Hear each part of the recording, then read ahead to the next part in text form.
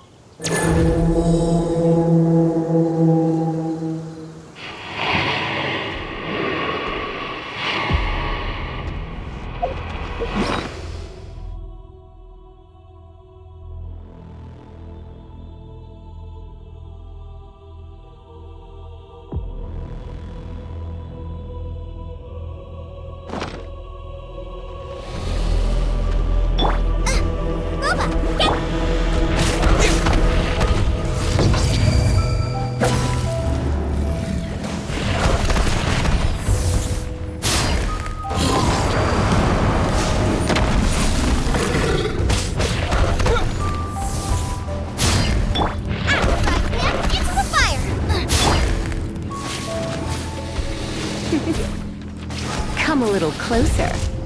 Come a little closer. You've been a naughty boy.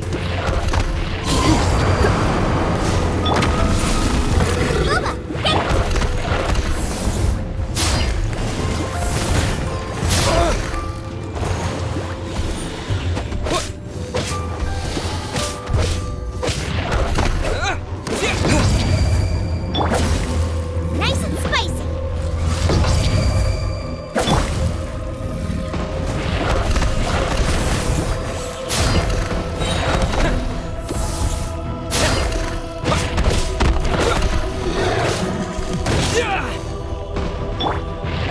Nice and spicy. Race you.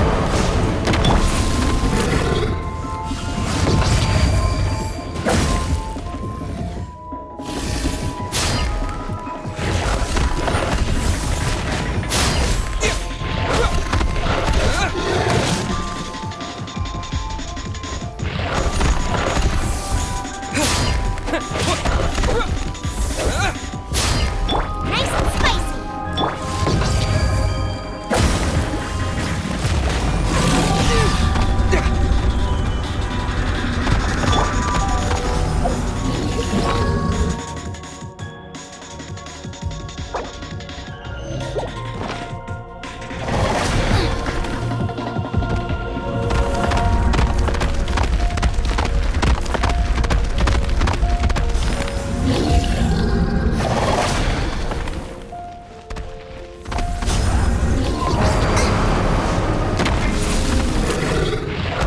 Get them!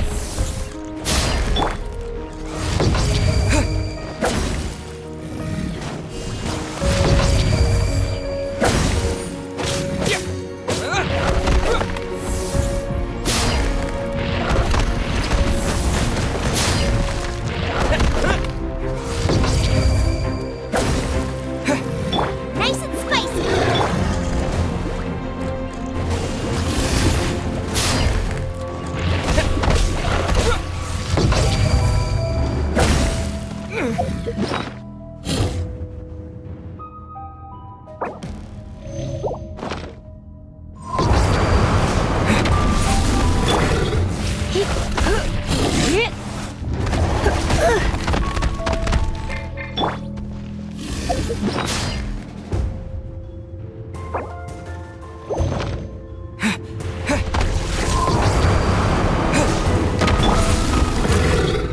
Nice and spicy.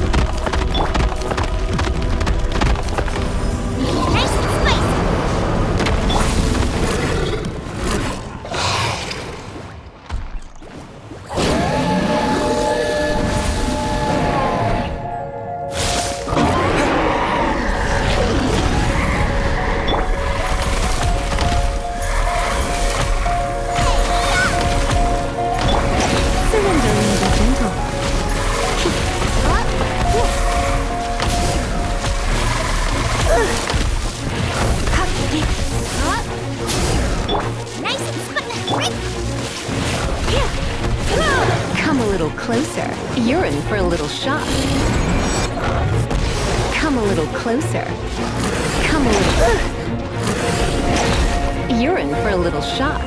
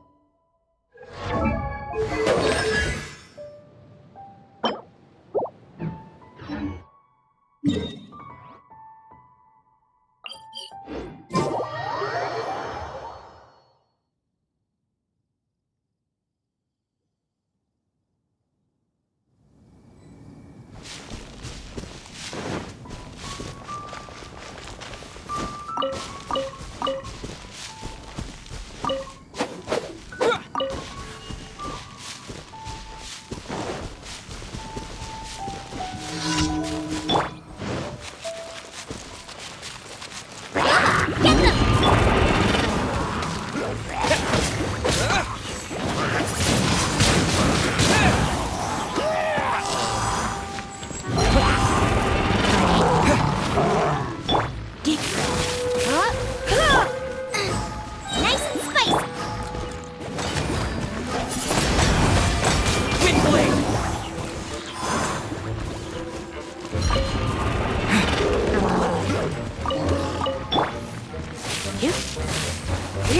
Out of the frying pan, into the fun.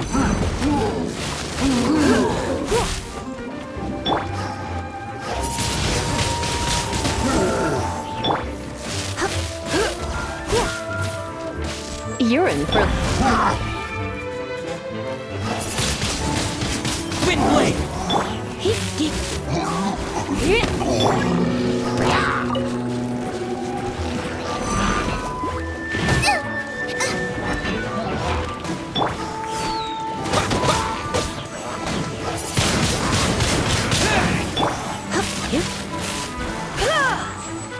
Come a little close. Come a little close. You're in for a little shock. Come a little closer.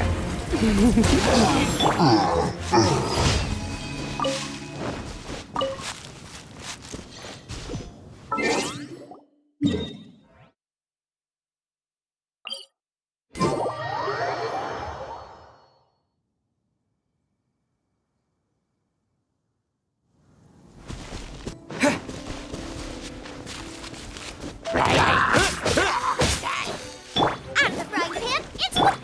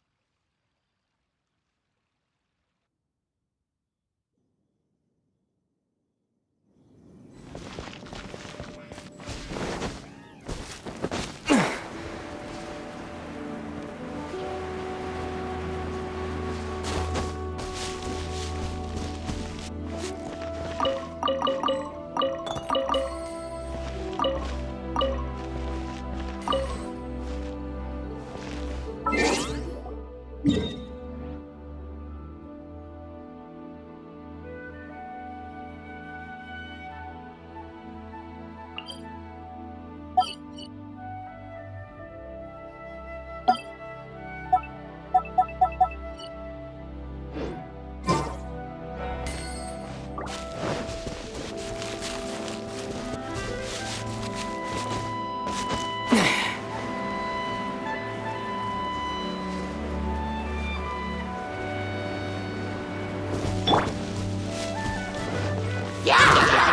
the fire!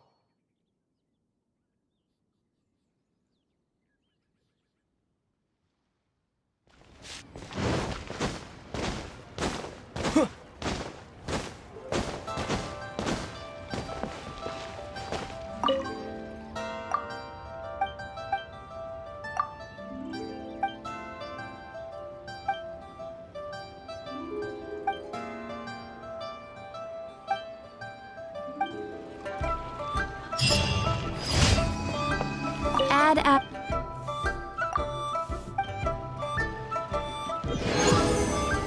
And the world at my feet.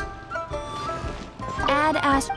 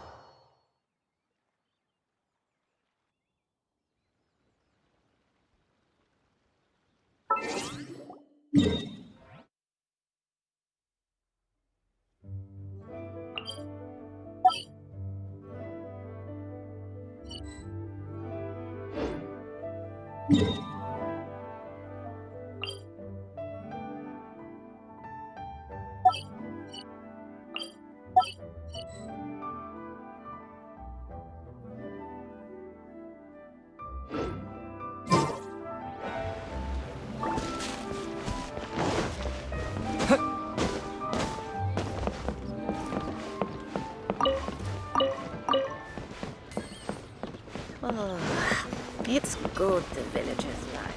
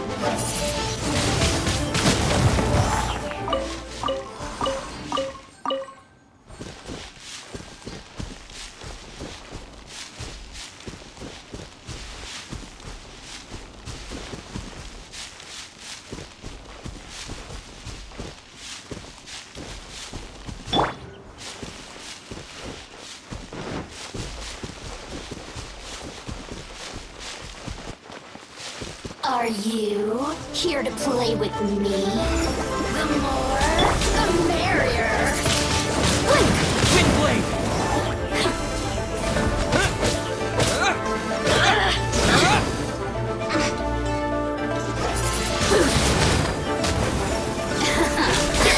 Let me amuse myself.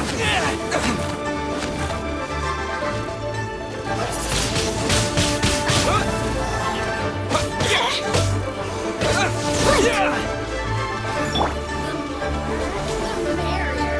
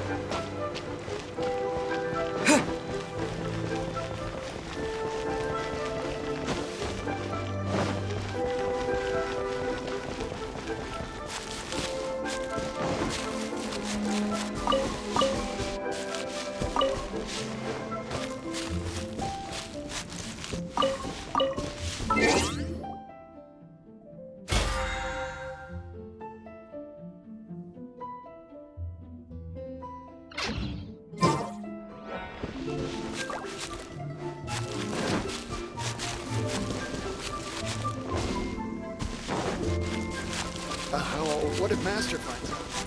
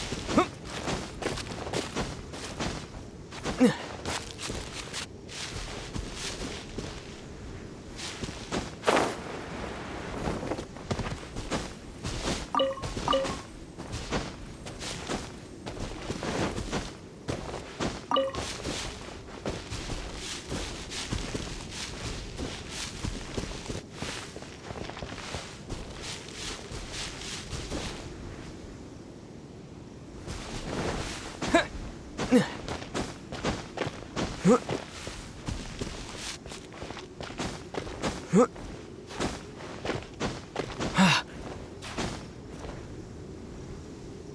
up there! That's the Jade Chamber!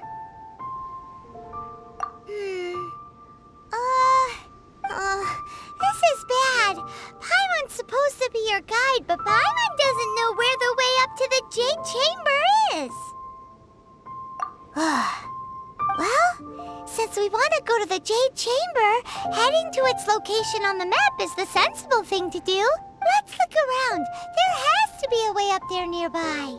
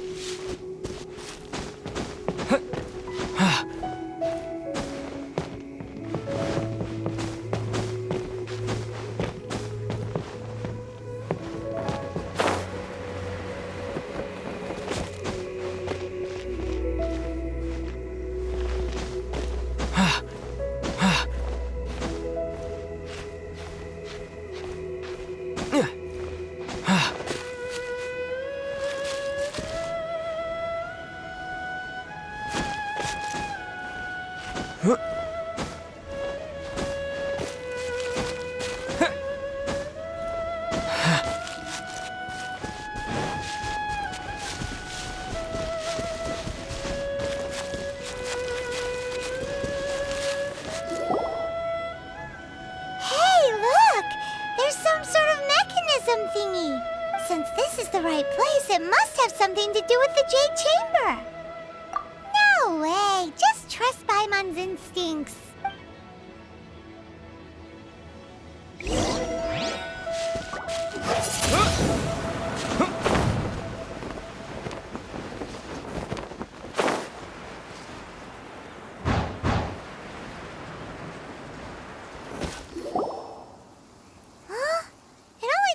Up to here. Aw, if that wind current was stronger, we'd be able to reach the top in one go.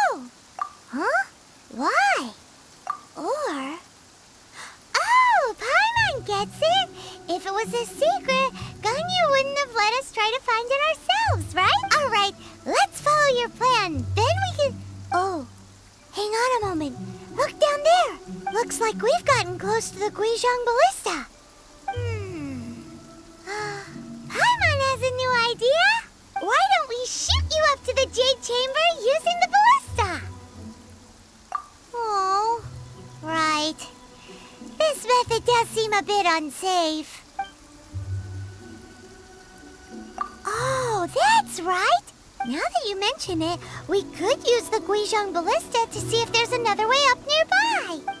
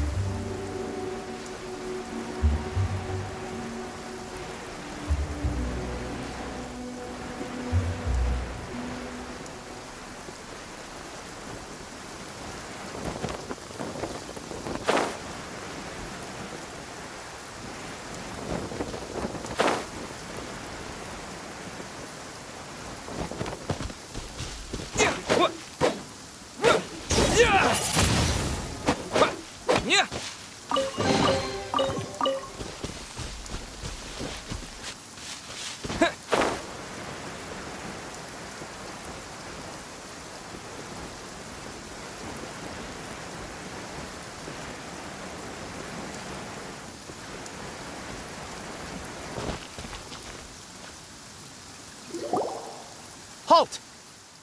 Who trespasses on these hallowed grounds? Exactly. What are you talking about? We're invited guests. What makes you think you can treat us like this? No. Wait. Maybe this was Ningguang's plan all along. She pretended to invite us to the Jade Chamber, but set up a Millilith ambush here to arrest us. Now Paimon's mad. You, over there. This is a trick, isn't it? How shameless. What? We're just on guard duty. What do you mean, shameless? What nonsense! Seize these suspicious intruders at once! Well, here they come. Line them up and knock them down.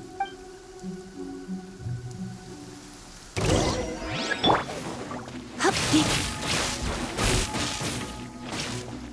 Hup. Yeah. Come a little closer. Come a little closer.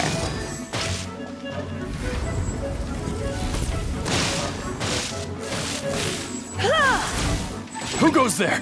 You. Hup. Attack! Hee. Hee.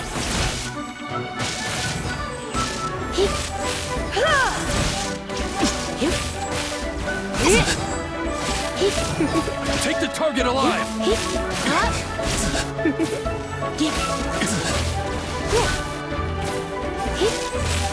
Mythic Triumph! Bested! To arms! Come a little closer. Attack! You're in for a little shock. Come a little closer. You've been a naughty boy. Take the beaten! Stop! What's all this about? Lady Kuching, these two strange people suddenly appeared. They seem to have designs on the Guizhong Ballista. Who are you calling strange? You want to go to the Jade Chamber? Who are you? We're invited guests here to look for the Liyue Story. Who are you? Well, as it happens, I am one of the Liyue Story. Who? I'm Kuching, the Yuheng of the Qixing. I know of you, traveler. You're Ningguang's guests, yes? Didn't expect to meet you here in the mountains. Wow. Paimon didn't think we'd meet some super rich big shot out here in the middle of nowhere either. The Guizhong Ballista in Tianheng Pass has long been in disrepair, and yet it was fixed in a single night. I came here to investigate that occurrence. These Millilith are just here to guard the scene, not to arrest anyone. So this was all a misunderstanding? Paimon never would have thought. Anyway, for a mortal to be able to repair an Adepti mechanism is quite the mystery, even to the Qixing. That was... Eh? Oh, right. So, Lady Yuheng, might you have any idea why Lady Tianquan invited us to go to the Jade Chamber? Just call me Kuching. I'd say that Ningguang's purpose is to request that the savior of Mondstadt take a more neutral stance. Or at least, to not wholly side with the Adepti. We're not taking sides. We spoke with the Adepti. They want to protect Liyue as well. When you say protect, you're referring to their sanctimonious arrogance, aren't you? Huh? You are mortals, and thus under their protection. There was no way they would have regarded you as someone with the ability to assassinate a god. Naturally, they would also regard Ningguang's locking down the area, questioning the citizenry, and pursuit of the assassin to be pointless work. Perhaps they even wonder if there might be a cover-up. I'll say it like it is. They're underestimating us. Well, you've got a point there. Still, this is the first time Paimon's seen a person from Liyue who doesn't respect the gods or the Adepti. Should I respect the shallow sense of time and condescension to mortals that has caused them to delay in moving against us, Qixing? Forget it. I shouldn't speak of them this way. This skepticism is mine alone, and Ningguang does not share it. Either way, I will admit that the actions of the Adepti this time were quite restrained. Rex Lapis's death is indeed an extraordinary circumstance. But to think that they would call for a council of adepti rather than come down here directly. How surprisingly civilized of them. Well, for Ningguang, she would talk anything and everything out if she could. But I doubt we can do that here. The time of the adepti has long passed. If even the Liyue Qixing don't want to face that truth, then what future is there for Liyue? Another super bold statement. I'll stop here. Honestly, I hadn't intended to say so much. But you're a good listener, Traveler. You should both be off to the Jade Chamber. Don't be late now. Ningguang's schedule is packed to the gills all the way till next year. The cream of Liyue's mercantile crop all see ascending to the Jade Chamber is the greatest honor.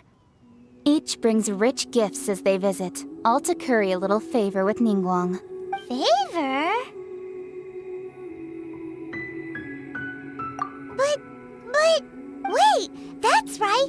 Greeting gifts are a staple of Liyue's culture. We need to get one. Not to curry favor or anything, just to respect Liyue's culture. All right. You can decide on your greeting gift yourselves.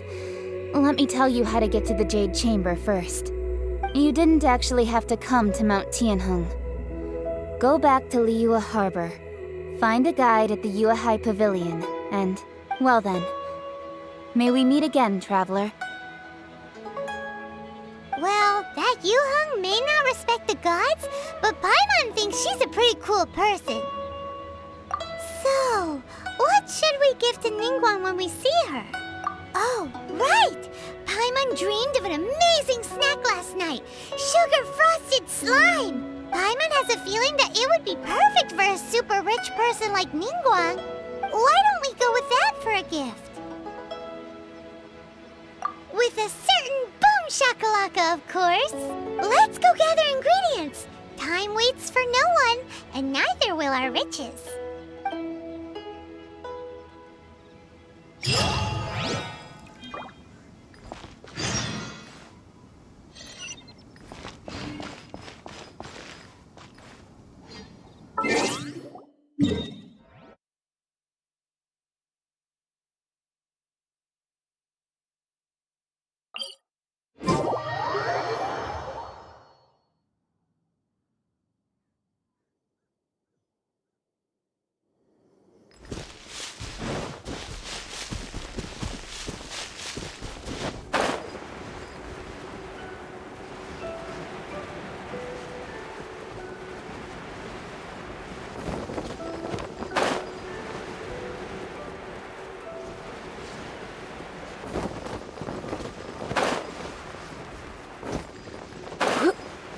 Look at that slime! It looks crystal clear! And very delicious! That's the one!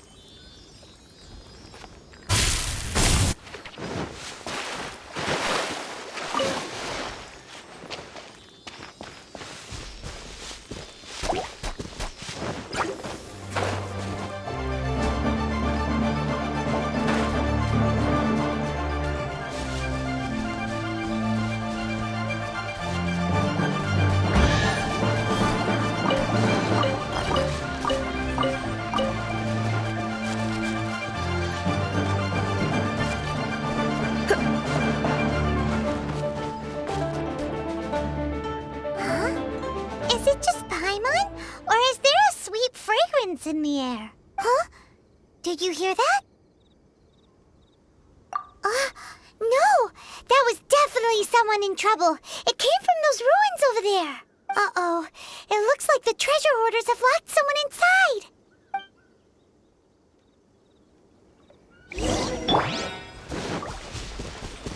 There's no Nice end to and this. spike-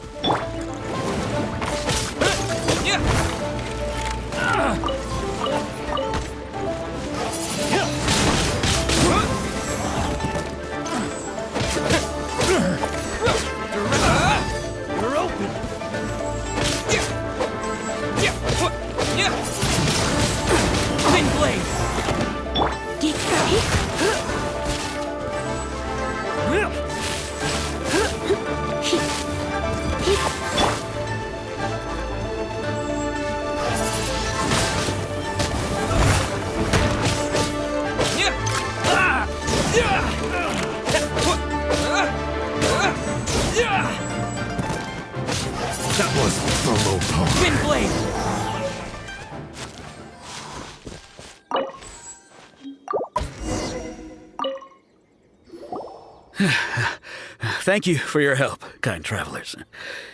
If you hadn't come to my aid, I surely would have rotted in this cell.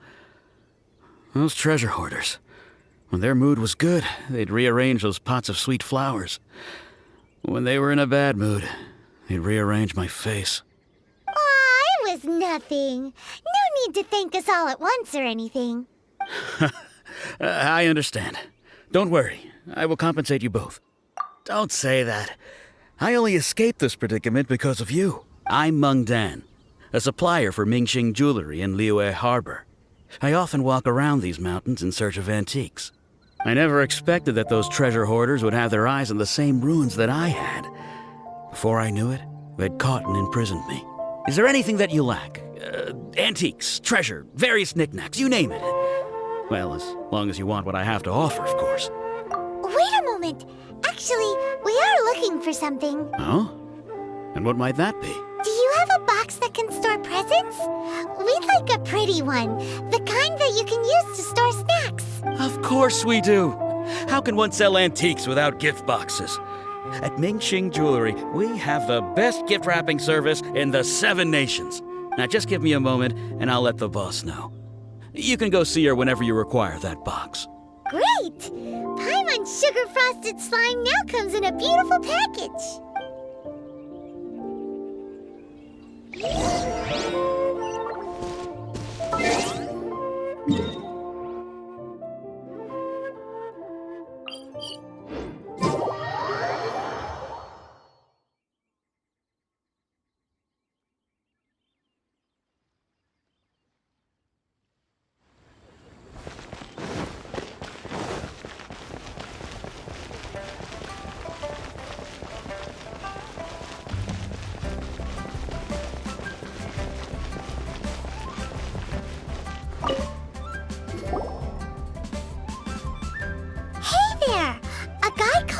Dan told us that we could get a nice and shiny box from your store. Uncle Meng already told me about it. Thank you both for saving him. Many of the best goods in our store were found by Uncle Meng. If anything were to happen to him, it would be impossible for us to continue doing business. Here, this container is itself an antique, with at least 140 years of history. It's already been cleaned. Will it do? Yep.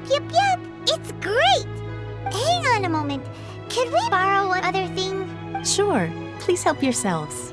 As long as it's on our shelves. Traveler, this clay pot looks really awesome. If we use an antique as our mixing bowl, we should be able to make a great snack.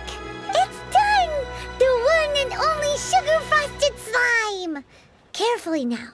Into the box it goes and dust it over with a bit more powdered sugar.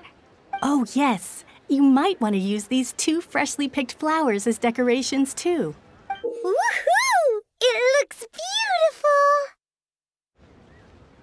Great! Now that we've put all that we've got into this box, let's go to the Jade Chamber to see Ningguang.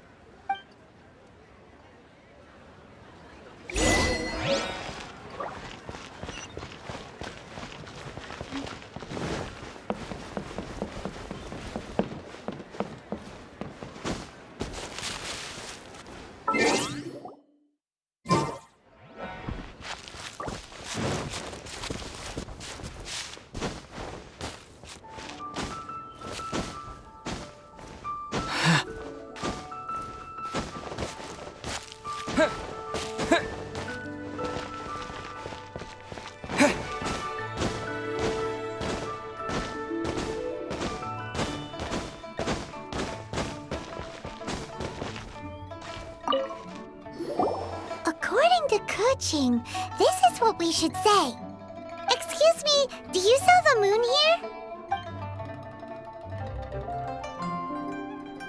Yes. How many would you like? It's not convenient to speak of numbers here. Ah, well said. Please, use this to ascend to the chamber. Yes, speaking of which, are you two the guests that Lady Ningguang has arranged to meet with today? Yep. And yet the code they used was not the one for guests, but for the Yuheng. What's going on here?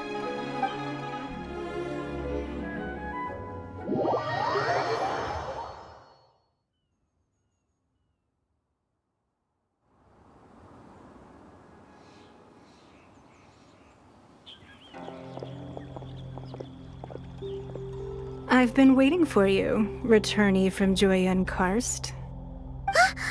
It's Ningguang! Since this is our first meeting, we've prepared a gift. I hope you like it. Oh, for me. You have my thanks. It seems that I have made things difficult for you, considering that you were supposed to be my guests. Oh no, it's nothing.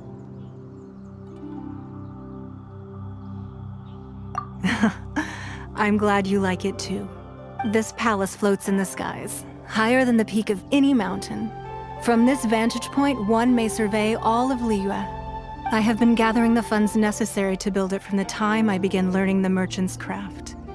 And since becoming the Tianquan, I have spared no effort in hiring the best craftsmen to constantly extend it. At first, it was but the size of one room. Now, it is large enough to blot out the moon in the skies above Liyue. One day, I believe it will overshadow all 7 nations. Not many from outside Liyue earn the right to ascend to the Jade Chamber. But I have been in correspondence with the acting Grand Master of the Knights of Favonius, who spoke highly of you. As such, I have been putting eyes and ears out ever since you reached Liyue. What? And I finally got wind of your movements when you were on the way to Wangshu Inn. Wait, was Vergoldet one of your people? Just Vergoldet? No, everyone at Wangshu Inn is one of ours. At the Guizhang Ballista, yes? You weren't peeking on us from the skies the whole time, were you? I fear that peeking would have been a little difficult from this altitude. Our eyes and ears are more than sufficient. You two are very interesting people, after all. It would be natural to take an interest. Well, I wouldn't expect you to trust us, considering that you have had far more interactions with the Adepti. The reason I invited you here was to clear up some misunderstandings.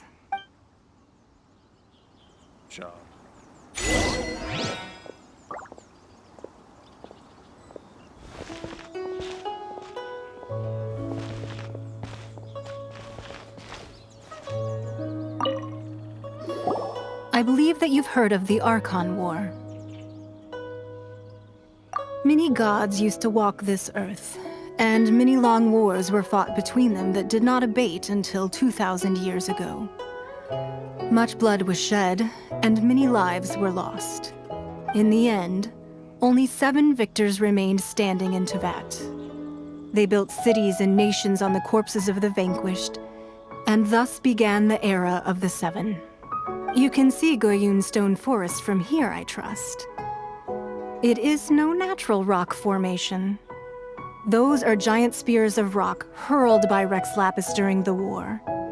Beneath the spears lie those cast down by Rex Lapis in those days, gods that failed to seize the title of Archon. Not only is it true that gods may die, but so too has the membership of the 7 changed over the last 2 millennia. Rex Lapis's passing is an unimaginable disaster for Liyue, but the Order of the 7 will not collapse simply because of that. Another Lord of Geo will arise sooner or later. Yet, how are we to forget Rex Lapis? When that time comes, the relationship between the people of Liyue and the gods and Adepti will surely be different from before. Even in a new era, the Liyue Qixing remain Rex Lapis's former subjects. Do you really think us capable of having played a part in his demise? Of lacking the foresight to see the certain repercussions? That day at Yujing Terrace, it was also very sudden. Even I was caught completely off guard. You were there, you no doubt saw. But our enemy has long lain hidden within the harbor. If we do not act against them now, they will surely gain the upper hand. Hiding the Exuvio was a necessary maneuver to take the initiative back, to play the spider while our foes scurry about. Who's this enemy you're talking about? What do you think, traveler? Huh? What are you two talking about? Well answered. The scenery out here is fine indeed, but the wind is a little strong. Our preparations to receive guests within are complete. So please, this way.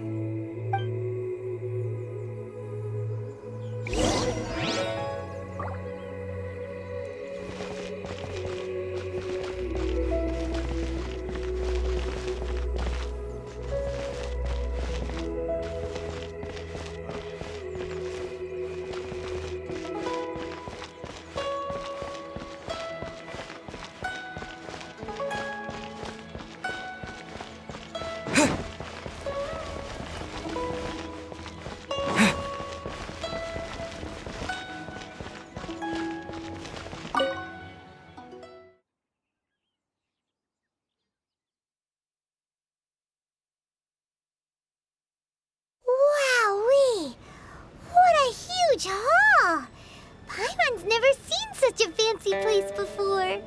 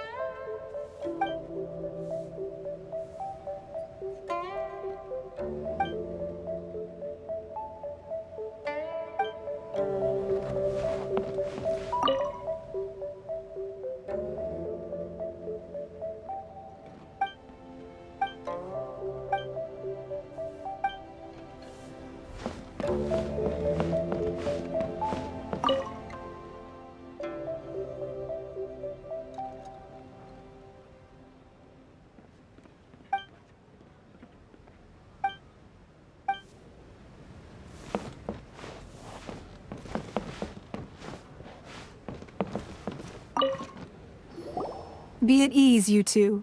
Make yourselves at home if you wish. Can we really? I have invited you two here as friends. And when friends come over to play, our enjoyment comes first. Naturally. Ooh! Isn't this that legendary wall? Why, you've kept your ear to the ground, I see. That's because even the storytellers are talking about it. Everyone's after a piece of paper from that wall. It's super famous. That's because that wall records Liyue's secrets. Merchants have always been attracted to secrets.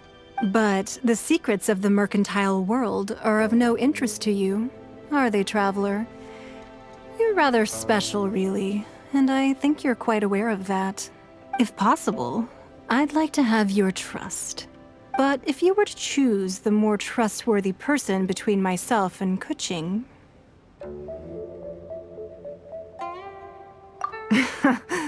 You'd pick Kuching? Nah, I had a feeling. I originally thought her a bit too hard-headed. With someone of her character on the Qixing, I've had some extra messes to clean up behind the scenes. But after she said those words, the time of the Adepti has long passed. If even the Liyue Qixing don't want to face that truth, then what future is there for Liyue? Well, I must say that quite a few of my doubts have been dispelled. I won't deny that Rex Lapis's passing seems advantageous to us. But for Liyue's sake, we cannot allow ourselves to be shackled by rumors of our usurpation of power. Indeed, it seems that you understood what I meant to say from the very beginning. I called for the gag order and for the exuvia to be hidden to temporarily stabilize the situation, and also to prevent something similar to the incident in Mondstadt. With Rex Lapis's death, the Fatui have busied themselves with many clandestine actions beyond their diplomatic remit. As the Tianquan, one responsible for Liyue, I cannot be too concerned with appearances when opposing them.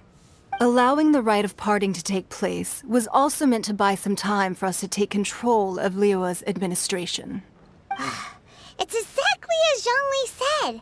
The Qixing only provided the venue for the rite so they could use us for their own ends. Wait, that's right.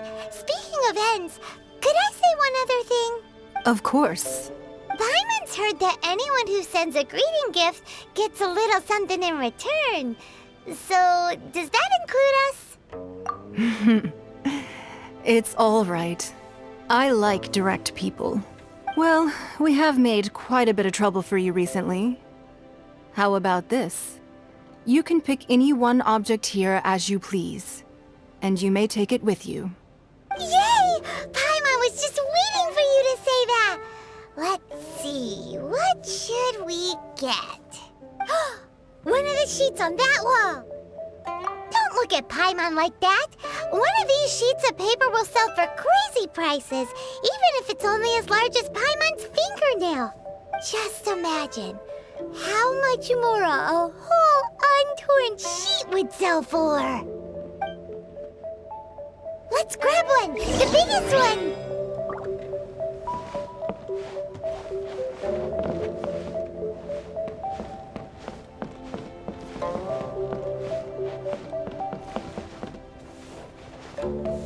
So, you don't have to confirm it afterwards. Why not sit down for a while in the Jade Chamber? Or have a short stroll? Rest is also an integral part of any journey. Come now.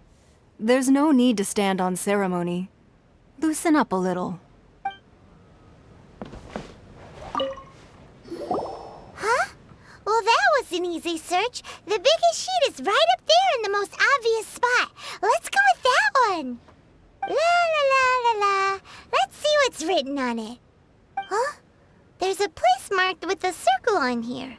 Oh, could it be treasure? Whatever it is, it better make us filthy rich. Let's see what's written over here. Sigil of permission, something, something, Fatui, research, copy. Huh? Aw, that doesn't sound like treasure at all. This piece of paper shows that a Qixing spy discovered traces of classified Fatui research on the Sigil of Permission. Oh, Ningguang did say that the Fatui have been up to all kinds of mischief in the shadows of Liyue. Spreading rumors, wanting to get their hands on the Archon's body and whatnot. But research on the Sigil of Permission? Paimon wonders what they're up to. Speaking of which, there's also some connection between you and the Sigil of Permission. Seems there's still more for us to find out. Oh, you really think so? Well, should we not go then? Oh, so you're saying that it's precisely because we can't completely trust Ningguang that we should confirm the truth of what she says for ourselves. That's way out of Paimon's league. Paimon thinks she's been nothing but good to us. Anyway, we'll see if you're onto something. Before we look for Zhongli at Dihua Marsh, let's go to the place marked out on these papers and see if the Fatui really are up to no good there.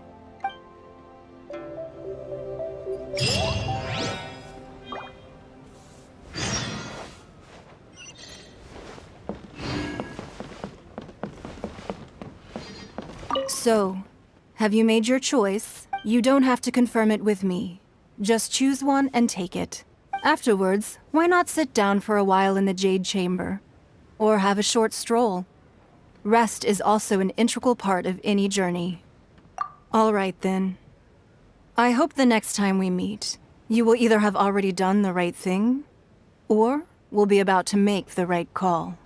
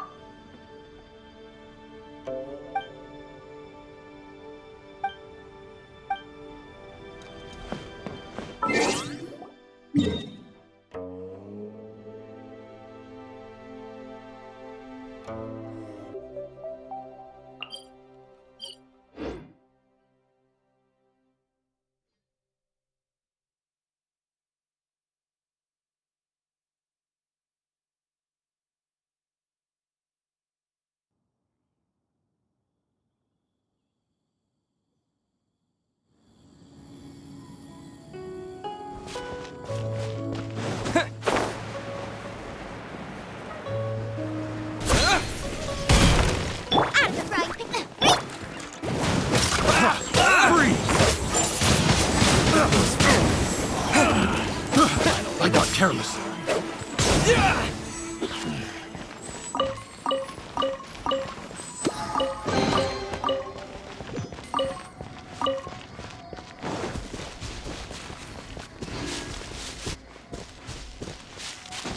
There really were Fatui at the location written down on this piece of paper. And they look really mad at us, too.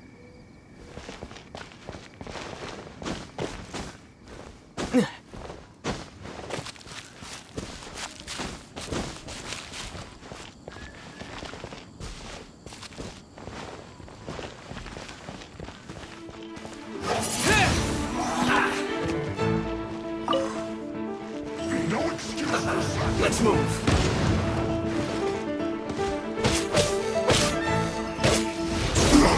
Boba, get them! No slacking off!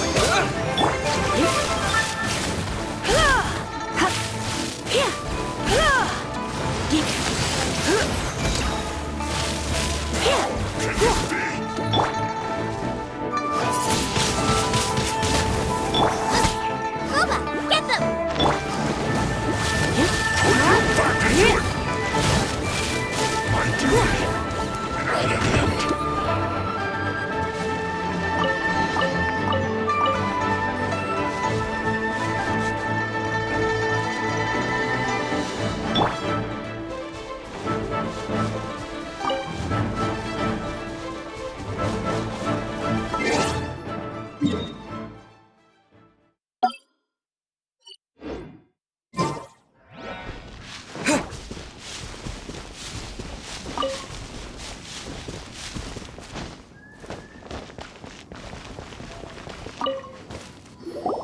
There are so many talismans here. And some stacks of blank paper, too. Paimon's seen this pattern before. But where? Oh, Paimon knows! It looks just like the sigil of permission the child gave you. But how did a relic of the Adepti end up in the hands of someone like Child? Suspicious. Oh, that's right.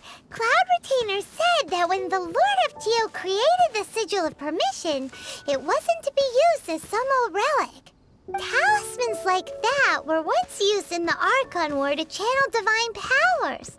Maybe the Fatui are copying the Sigil of Permission in hopes of achieving a similar effect. Being able to channel divine power in battle? Whew, that sounds pretty dangerous. And the plot thickens. We'll need to keep an eye on Child, that's for sure. Alright, that's enough sticking around here. We gotta go meet up with Zhongli soon. The last stop on our rite of parting preparations tour is Dihua Marsh. Let's go! Paimon hates being late.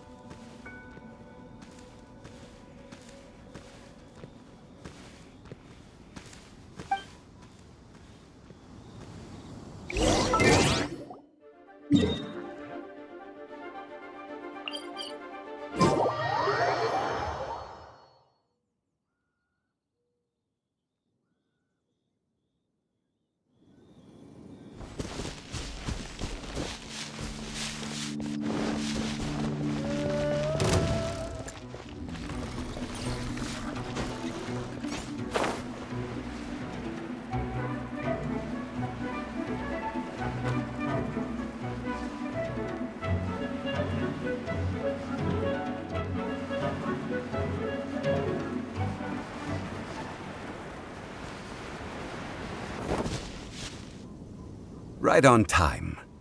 I myself only arrived moments ago. Did you enjoy your visit to the Jade Chamber? It was so big and pretty and expensive. Paimon's never seen such a fancy schmancy place before. Indeed. It's second to none in all of Liyue. Then you met with Ningguang, I trust? What did you talk about with her? She's super rich and so generous. Paimon thinks she's very friendly. Yeah, his take on Ningguang is quite different from Paimon's. He thinks that even the tactless Yuheng is more trustworthy than her. Oh, so you also met with Keqing then? What did she have to say? She said the time of the Adepti has long passed. If even the Liyue Qixing don't want to face that truth, then what future is there for Liyue? No respect for the divine. Indeed, contrary to the ever-bold Keqing, Ningguang is more of a businesswoman at heart. Though they are both members of the Qixing. Although she's friendly, there's no way of clearly discerning her true intentions. Yes, she has only relied on herself to rise to her current position. No ordinary person could ever achieve that. It's said that she's the one behind the constant expansion of the Jade Chamber. It's the second most important thing to her. Even if she ever gave up the position of Tianquan, she would never give up the Jade Chamber. The Jade Chamber is only second. What's the most important thing to her then? Why, Mora, of course. All Ningguang talked about was the Fatui this and the Fatui that. She said that after Rex Lapis was murdered, the Fatui have constantly been trying to sink their fingers into Liyue, and that they aren't to be trusted. That is how the Fatui have always been. It doesn't surprise me in the least. No matter what they may be planning, you must be careful when dealing with the Fatui. Always be on your guard. So, is there anything we need to get for the rite of parting in Dihua Marsh? Yes, as a matter of fact, there is. Today, we'll be gathering wild glaze lilies. Glaze lilies? But why did we come all the way out here? Doesn't the garden in Yujing Terrace have some? Even Qingce Village has glaze lilies. Oh, right! Paimon remembers that Madame Ping is always tending to flowers. Maybe we could ask her. No. Those lilies have all been gardened by people. They won't do it all. Dihua Marsh used to be full of glaze lilies. It is a sort of joyful flower that listens to human song. Before the Archon War, Dihua Marsh was all dry land and fertile soil. But the war caused landslides, and the land was flooded, turning it into the marsh you see now. Nearly all the glaze lilies were wiped out. Of course, there are some kinds of flowers that have been preserved and gardened by people in the city. But very few people know that glaze lilies may still be found in the wild. Wild glaze lilies have the strongest fragrance. If we want to follow the true tradition of the rite of parting, we must grind up the wild lilies and place the powder in a censer of everlasting incense. But I'll need your assistance in gathering these flowers. That's correct. Your singing will surely bring out the strongest fragrance from the flowers. So how good is your singing? Really? Why doesn't Paimon believe you? We'll only know once he starts singing.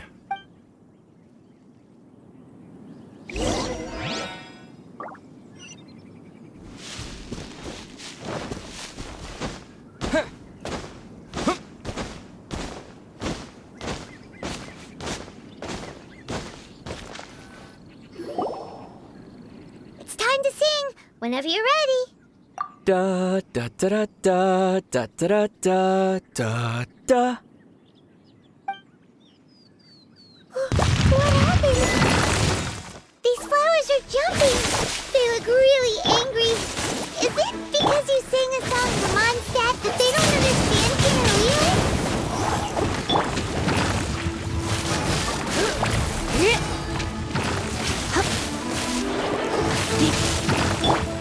Boba, get them!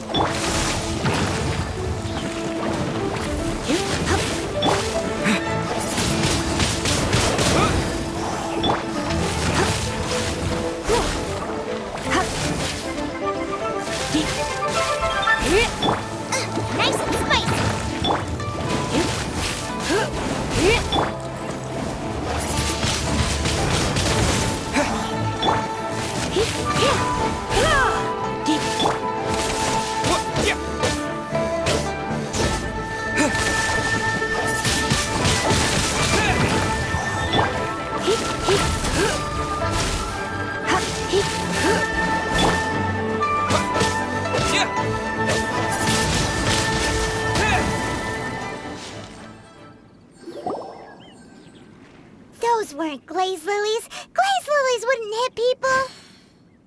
This little monster is known as a whopper flower. Strange. These petals look interesting. The glaze lilies used as a disguise were buried with the whopper flower for too long. The result seems to have surprisingly potent medicinal value. Let's collect what we can of these petals. Well, that's nice and all, but will those petals be useful for the rite of parting? Unfortunately, no. That's so lame. Excuse me. Are you searching for glaze lilies? Oh, hey! It's... What's her face? Paimon can't remember. Hello, traveler. I'm surprised you still remember my name. Ah, that reminds me. How was your visit to the Jade Chamber? Well, it sure would have been better if you told us how to get up there. Didn't I tell you the way? Surely I did. Nope, we found the way on our own.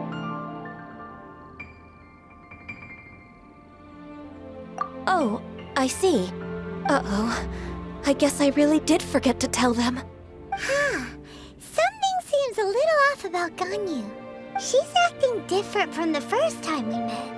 Where's her serious attitude now? Oh, well, I met you at that time as an emissary of the Tianquan.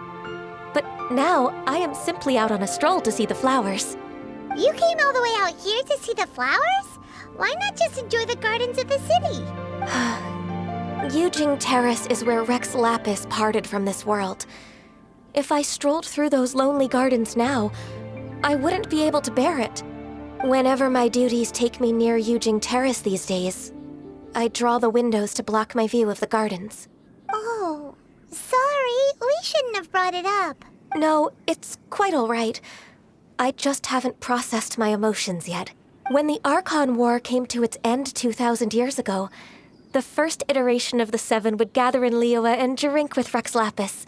But 5 of those original 7 had already passed before Rex Lapis. It's truly a changing of the guard. Yes, now that the spirit of Rex Lapis has returned to the heavens, only Barbados of Mondstadt remains of the first 7. The other 5, including Inazuma's Raiden Shogun, are no longer the same friends from 2,000 years ago. Of the current 7 Archons, the youngest is Sumeru's god of Dendro. He is merely 500 years old, whereas Rex Lapis was more than 6,000 years old at the time of his passing. This means that Liyue had been under Rex Lapis's rule from the moment it was first founded 3,700 years ago. The city has never had to bid farewell to its deity. So what do you think of this farewell? Huh? This is a little sudden. As a mortal, I've never dared to imagine a Liyue without Rex Lapis. But as an Adeptus, I think I will eventually come to grips with reality. Since Rex Lapis has passed, the time of Liyue's contract with the gods and Adepti has now reached its end. Huh? Did you just say, as an Adeptus? Yes, I am a mix of human and Qilin. Adeptus blood flows through my veins. I fought for Rex Lapis and the city of Liyue during the Archon War. After the war ended, I signed a contract with Rex Lapis and took the position as secretary for the Qixing. I've continued those duties to this very day. Well, let's save that conversation for another day. You say that you are here looking for glaze lilies? I also know where wild glaze lilies can be found. See, I've just picked one myself. Here, you may have it if you wish. We dare not refuse it. Oh, so did you sing a song before you picked the lily? Indeed, I did. I know this tradition well. In fact, I sang a local Liyue ballad to it. Wow, so you really know your stuff, too. Thanks, Ganyu. No, it is you who I should be thanking. If not for this chance meeting, I never thought that I would be able to contribute to the upcoming farewell for our ancient lord. If you would excuse me, I should return to my work now. Good luck. And that just about does it. Our preparations for the rite of parting are mostly finished. Given the ease of picking glaze lilies, I think this was a fitting end to our tasks, in more ways than one. Yeah, Paimon can already imagine him starting a business in Liyue. I've had enough ventures in my life already. Beginning a new undertaking is always difficult at first, and requires no small amount of effort.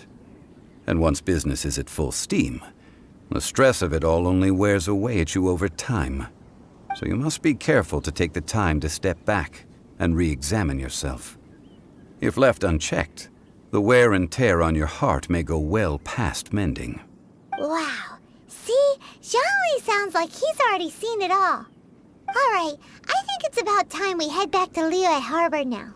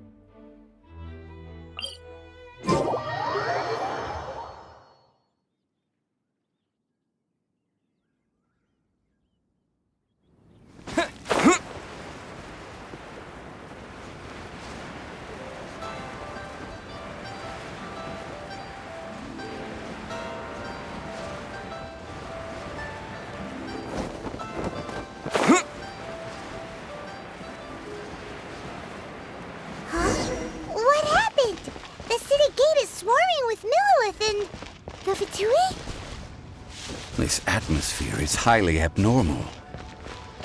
It seems as though something big has happened. We should ask around a little, just to be safe.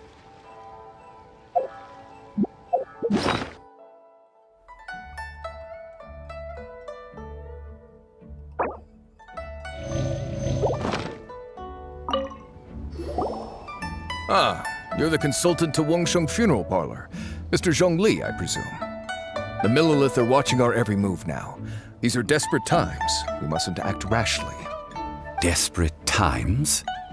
The Adepti of Joyun Karst are finally on the move. Do they intend to exercise force? Most likely. I've heard that some members of the Qixing have already gone to meet them. Well, I say meet, but it's more like they're attempting to stall the Adepti outside the city. However, both sides were quite obstinate and hit an impasse. It seems inevitable, given the current situation. The Adepti do not acknowledge the Qixing. They only acknowledge the contracts of the Geo-Archon. If the two sides come to blows, Liyue Harbor will be in no position to stop them. Surely the Liyue Qixing are not the sort to give in so easily. Their boneheadedness is known throughout the lands. Yet it's because of that obstinacy that mortals and Adepti are now on the verge of conflict. And what now? How is it that the Fatui have come under fire? That's all Ningguang's doing. She proclaimed that in these tumultuous times, the Millilith must rein in the actions of the Fatui. Only now do they want to start keeping tabs on us? That's the Qixing for you. Anyway, Mr. Zhongli, you're one of Child's close associates. Please understand that your actions will reflect on us. Don't let anyone catch you off guard. It looks like things are about to boil over in Liyue Harbor. Do you intend to use your neutral identity as an intermediary between both sides? Or will you use your sword to turn the balance? Neither path is an easy one. Oh, by the way, Mr. Zhongli, we've heard that the Wangsheng Funeral Parlor has also been caught up in all of this. They're currently squaring off with the authorities at the gates. Things are taking a turn for the worse. I'm afraid I must leave now to handle things back at Wangsheng Funeral Parlor. I hope that Master Hu has been able to keep things under control for the moment. Consider your next course of action carefully, Traveler. If you're trying to prevent an explosion, it may be wisest to look for the fuse first. Whew. Having connections with the Fatui seems to be quite the double-edged sword. So what does Zhongli mean by looking for the fuse? Oh, Paimon gets it. If there's anyone that wants to see the whole city turned upside down, it's definitely him. He must be waiting for the moment when no one is watching to do something really bad. But where could we find him now? Where would he go at a time like this?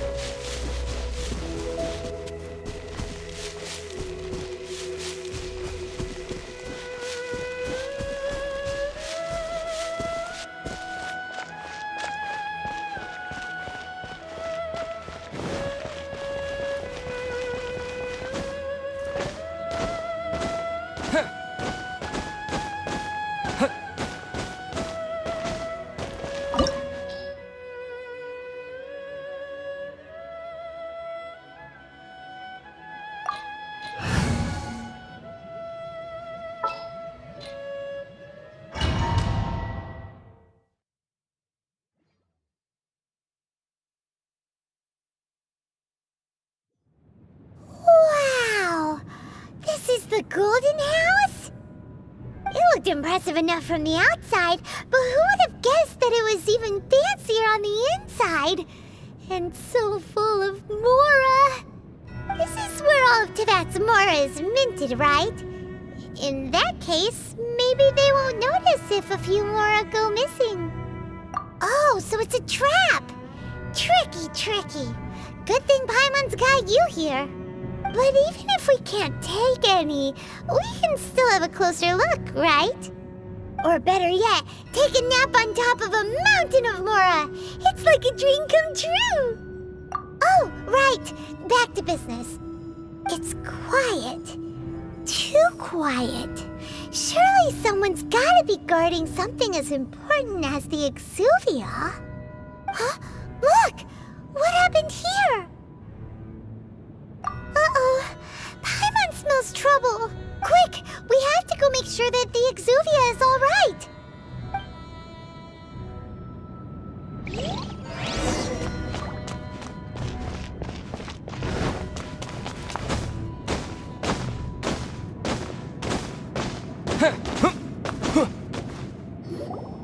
You've already fulfilled your task as guides, so why do you still linger here? Haven't you already seen enough trouble for today? Huh? Who's there? If you were Fatui, I imagine that you would be entitled to a generous reward from the Tsaritsa herself. But now, you're nothing but dross, and you're in my way. Although I'm deeply grateful to you that I was able to effortlessly find this secret location, don't you think that trying to stop me now would just be wasted effort? Stopping the Mora Mints, hiding away the Exuvia. The Chising are really pulling out all the stops this time. So you've been planning to take the Gnosis from inside the Exuvia all along? As one of the 11 Fatui Harbingers, it's my duty to see the will of the Tsaritsa fulfilled. She will get that which she desires. I'm not asking for your blessing, and there's nothing you can do to stop me anyway. The time for discussion and diplomacy has already passed. I mean, if it were up to me, I would have skipped that stage to begin with. But I'm willing to do as the Tsaritsa deems fit. Either way, we now come to my favorite part, a simple pleasure, and one that I am oh so delighted to be sharing with you. The battle. So you're the type that goes looking for trouble, huh? You could say that. When Signora offended the deities outside the cathedral in Mondstadt, she swiftly left the scene once her mission was accomplished. Instead of confronting you directly, she chose to rely on the snow and ice to make her escape. She wouldn't want the knights to come running towards the sound of battle now, would she? When she faces a worthy opponent, she will prioritize her mission, weigh the outcomes, and consider the consequences of her actions. But as for me, the greatest pleasure of being a harbinger lies in crossing blades with strong opponents. We won't let what happened in Mondstadt ever happen again! Oh, so you intend to fight me? Good. I won't kill you, Traveler. I'll just play along, to feel the thrill of battle. Besides, you could never defeat me, not even in your wildest dreams. But hey, try to relish the fight anyway, because if you ask me, without that, what else is there? Fighting talk, I love it! Now let's see you live up to it. This chance is hard to come by, so show me all you've got. So very few ever get the chance to square off with the Fatui Harbinger. So come now, amuse me, and don't you dare disappoint. Cowering already? I knew I should have stayed home. Poor time.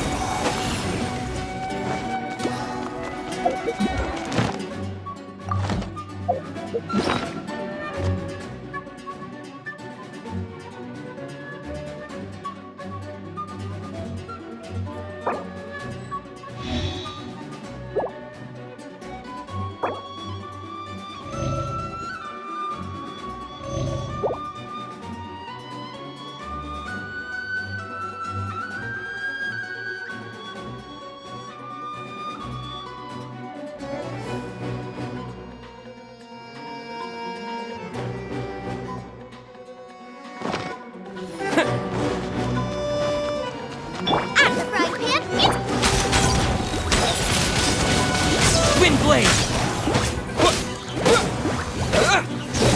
Clear shot!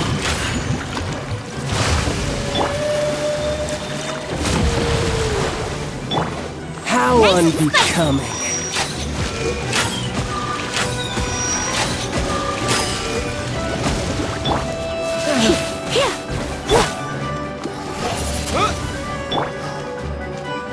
Goba, get them! Don't be such a brute. Not bad, not bad. Guess I should take you more seriously. Haha, good. No wonder Signora was so wary of you. Well, that just means I can go all out. Brace yourself. This is about to get tough. Now, show me what you can do against the might of a Harbinger. All you do is run.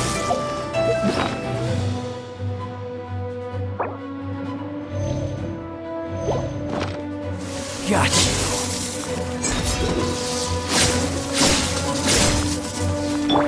No use hiding back there. This way.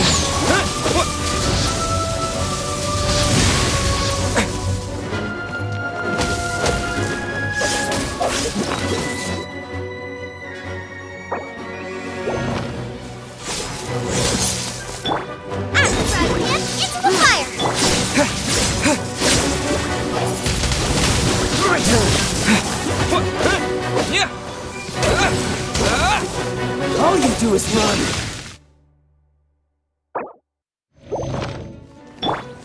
Nice and spicy. No use hiding back there.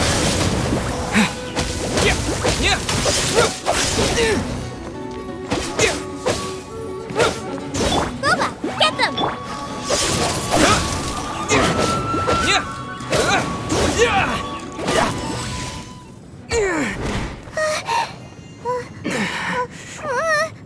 Not bad. Your swordsmanship is quite impressive. But that's about as far as you'll get.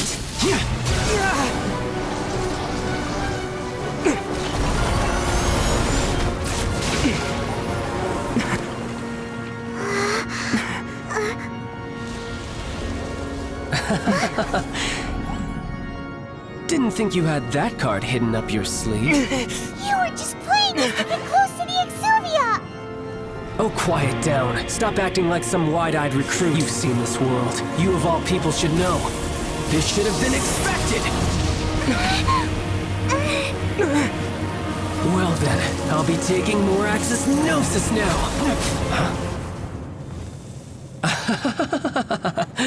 I see. Well, this is most unexpected. You beat me to it, didn't you?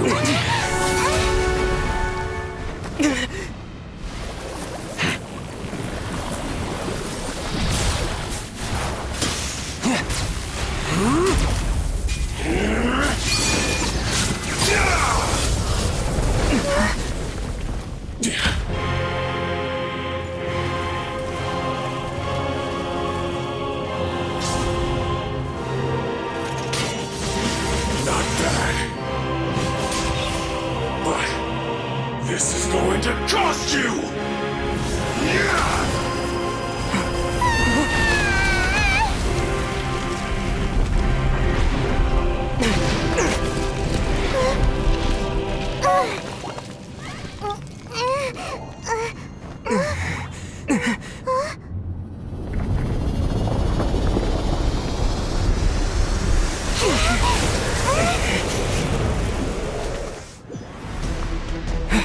You got to the Gnosis ahead of me, didn't you? Did you simply move faster? Or did you leak the information and bring the Golden House to me on purpose? No matter. Hand the Gnosis over, now! Don't make me take it from you! We didn't take it!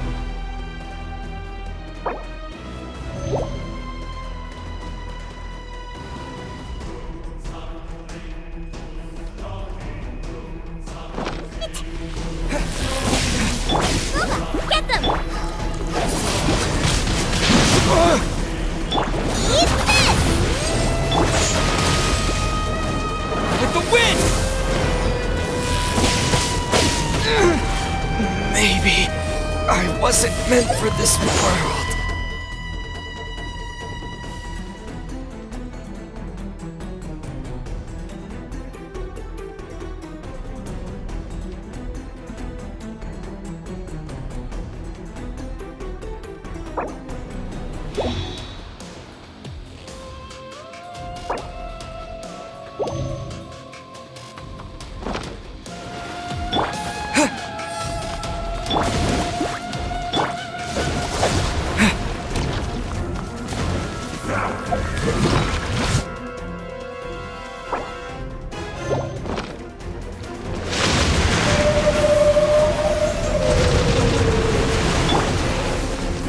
Die here.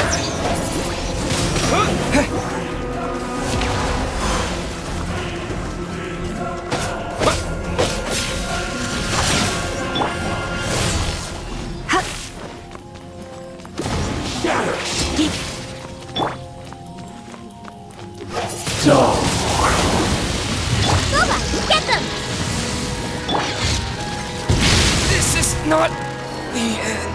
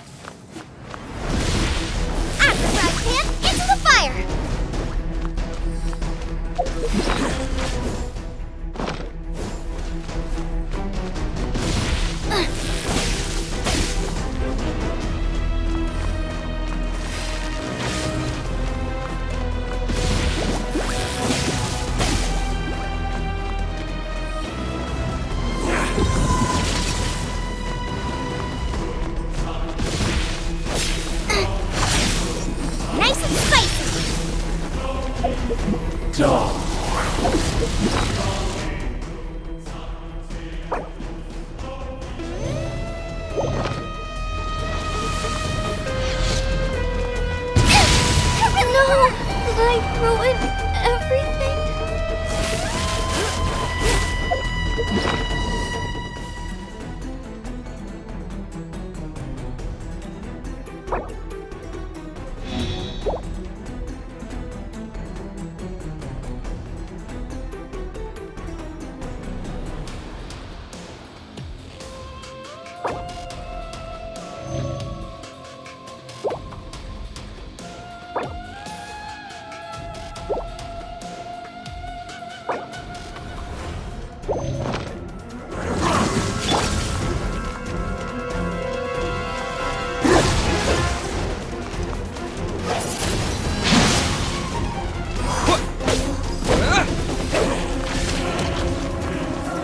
Die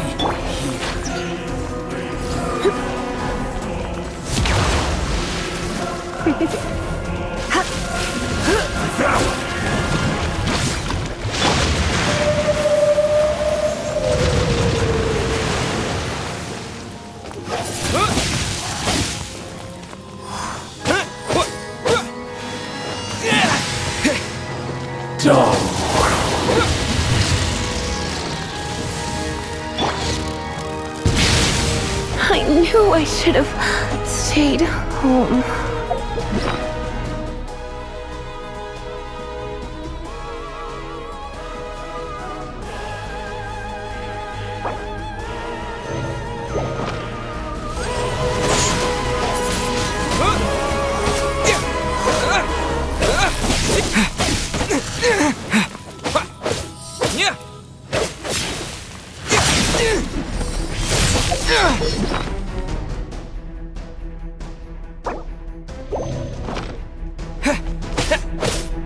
Die here.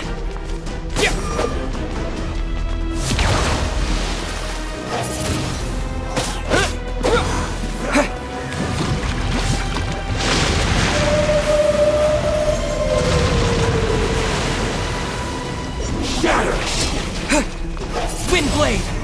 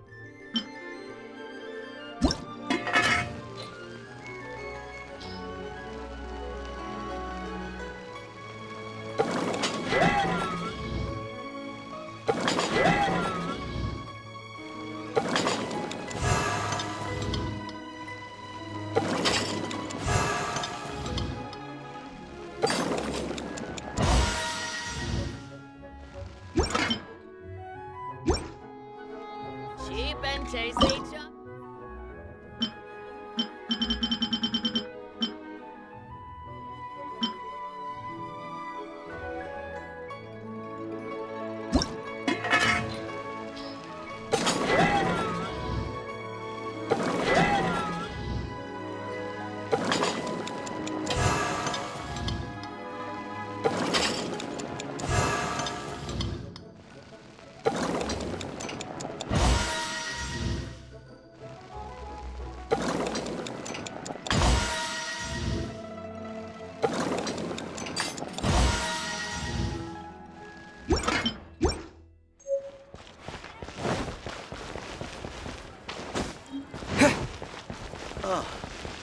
What should I try this?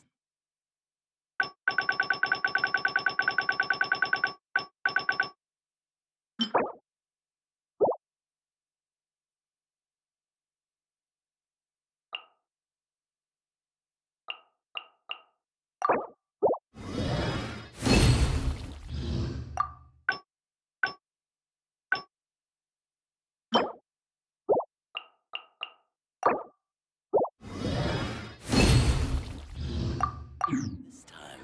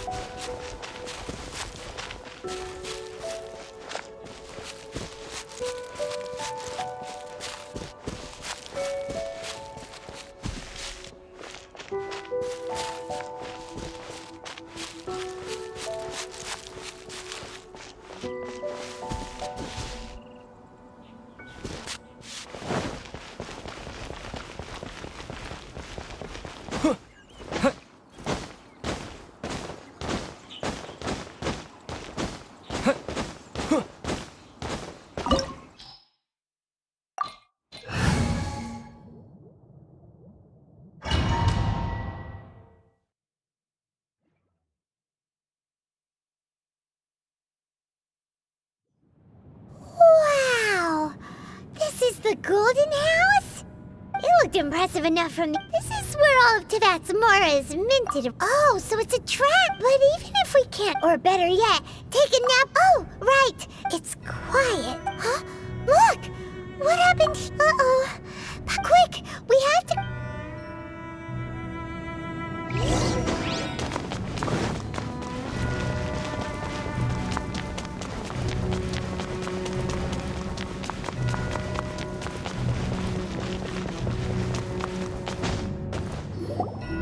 You've already fulfilled your... Huh? Who's there? If you were Fatui, I imagine that you would be entitled to a generous reward from the Tsaritsa herself. But now, you're nothing but dross. And you're in my... Although, don't you think that trying to... stopping... So you've been planning to... As one of... She will get that which she... I'm not the time for discussion either way. The battle. Battle? Instead of confronting you when she faces a... But as for me... We won't let what happen... Oh, besides, you could never defeat... Fighting talk, I love...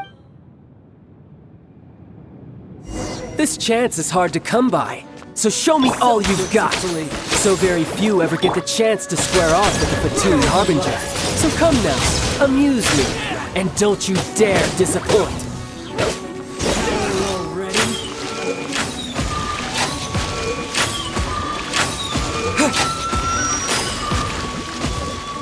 Passable effort. Help! My dinner isn't... Wrecking me! How unbecoming.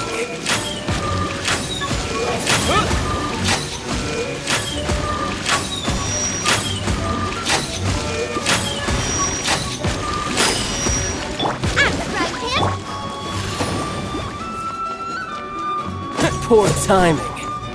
Try this.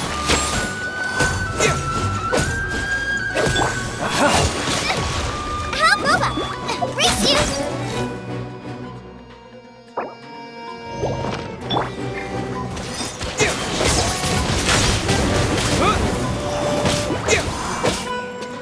Poor timing. Boba, get them!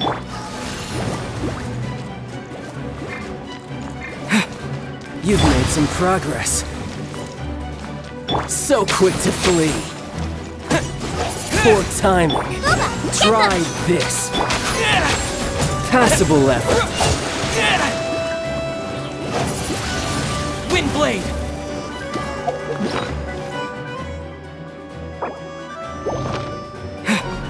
Poor timing. How unbecoming.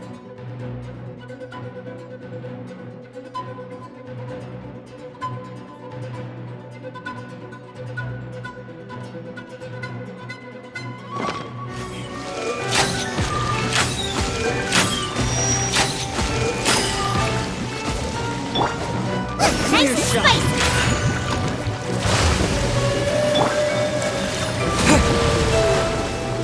Poor timing. Coward. Run all you like. Not bad, not bad.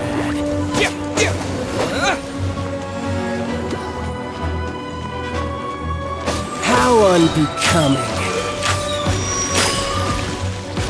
At the frying pan! You've made some progress. Guess I should take you more seriously.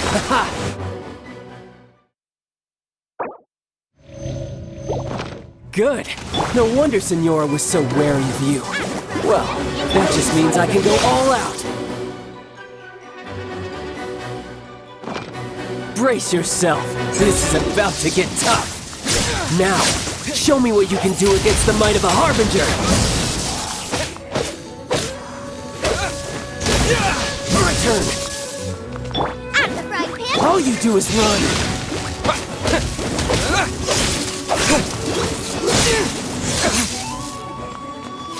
I'll crush you.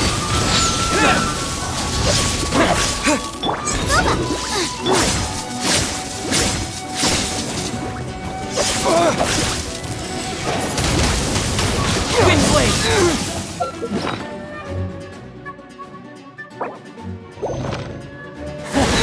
You've got some skills. Nice and spicy! My turn.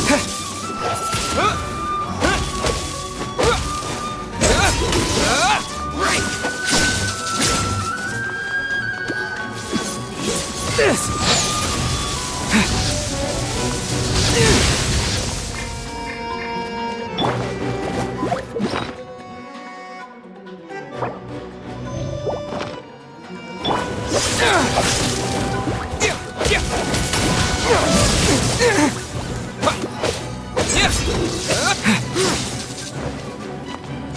Got you.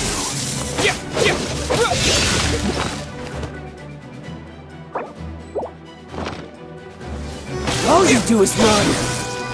Win.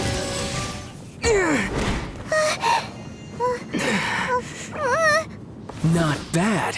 Your swordsmanship is quite impressive. But that's about as far as you'll get.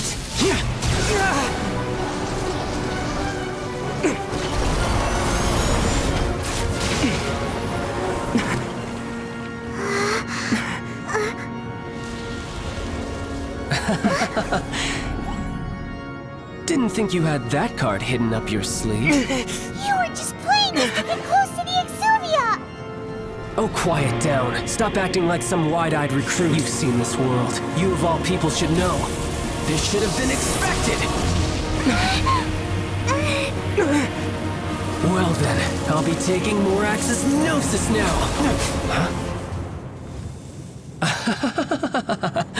I see. Well, this is most unexpected. You beat me to it, didn't you?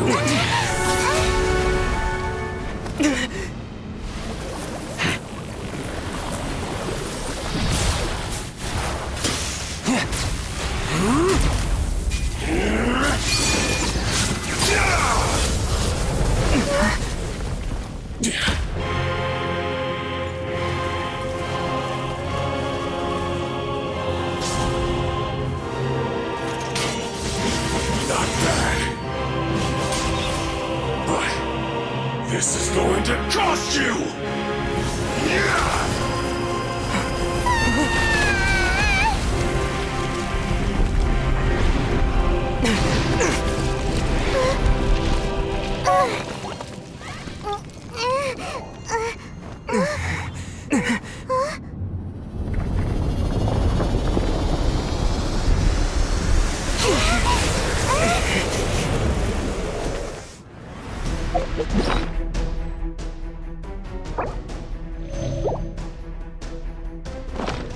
You got to the Gnosis ahead of me, didn't you? Did you simply move faster? Or did you leak the information regarding the Golden House to me on purpose? No matter. The Gnosis is over. Now! Don't make me take it from you! Take it? Nice and spicy!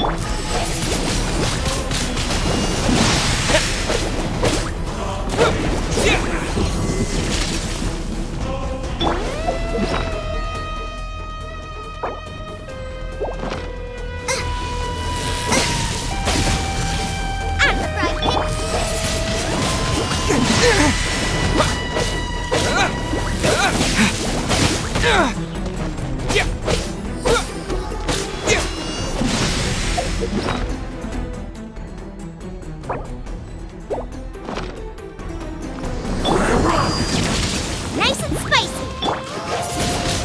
Wind blade!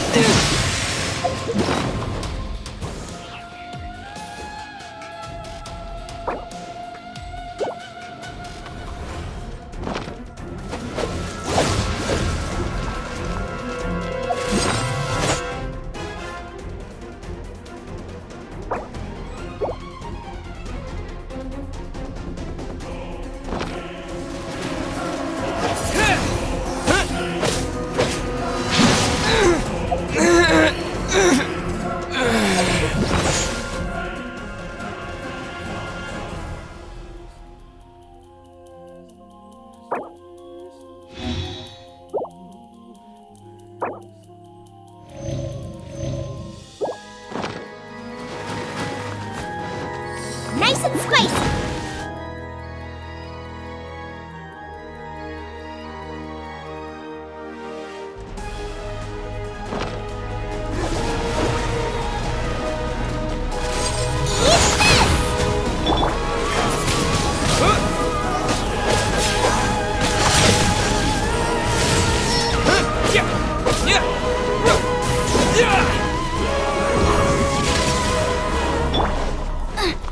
Nice and spicy!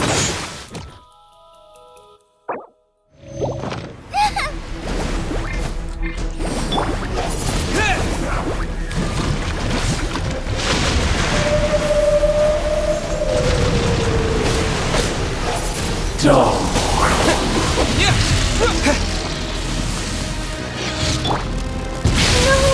I ruined everything.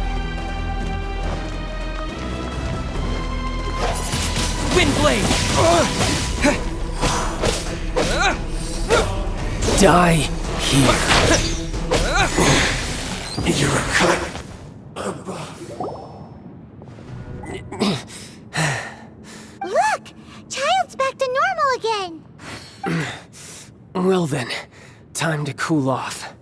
It seems the burden of the foul legacy transformation was too great for my body. I lacked the opportunity to think this through. And now that I consider the matter more carefully, you never had any chance of beating me to the Gnosis. You had no connection to the Gnosis, no matter where it had been taken. That's what we've been trying to tell you! We didn't take it! Your show of ability today far surpasses that of Signora's initial assessment of you in Mondstadt. Tell me, how could that be? You already know the answer, don't you? I can see it in your eyes.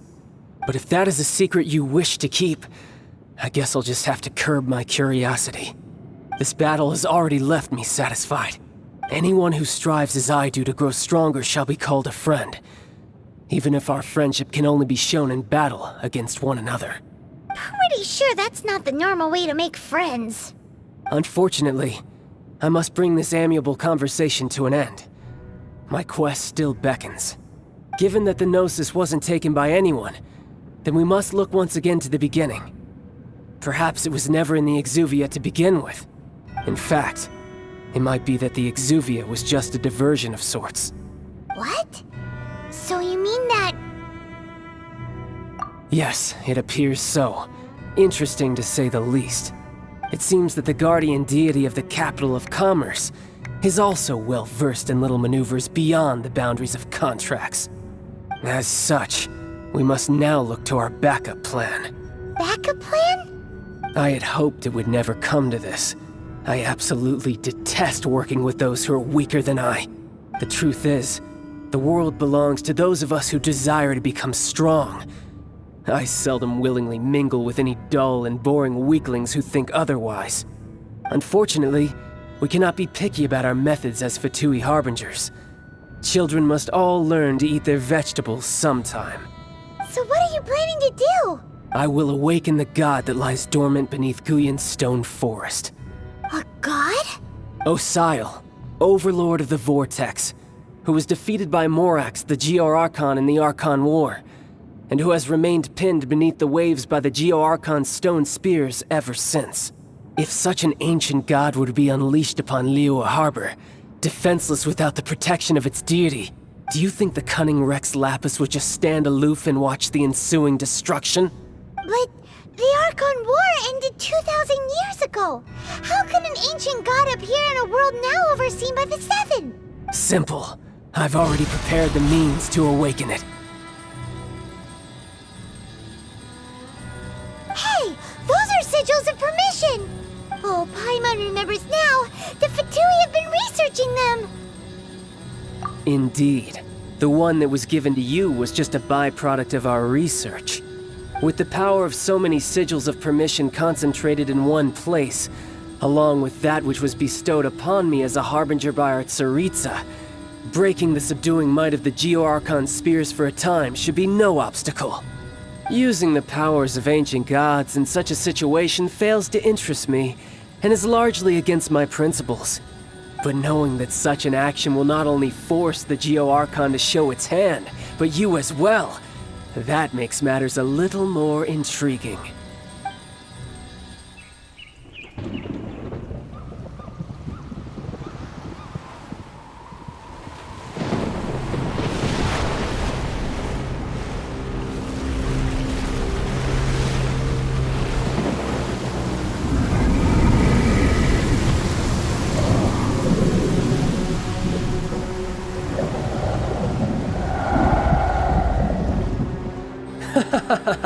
Let's see.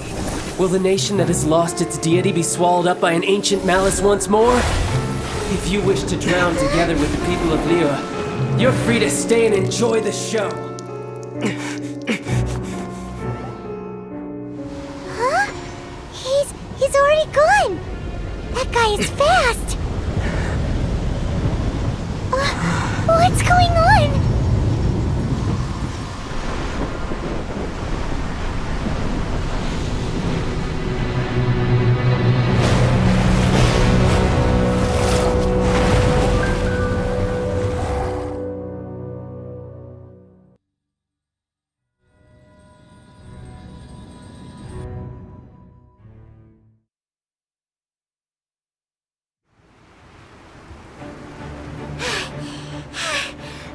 Exhausted.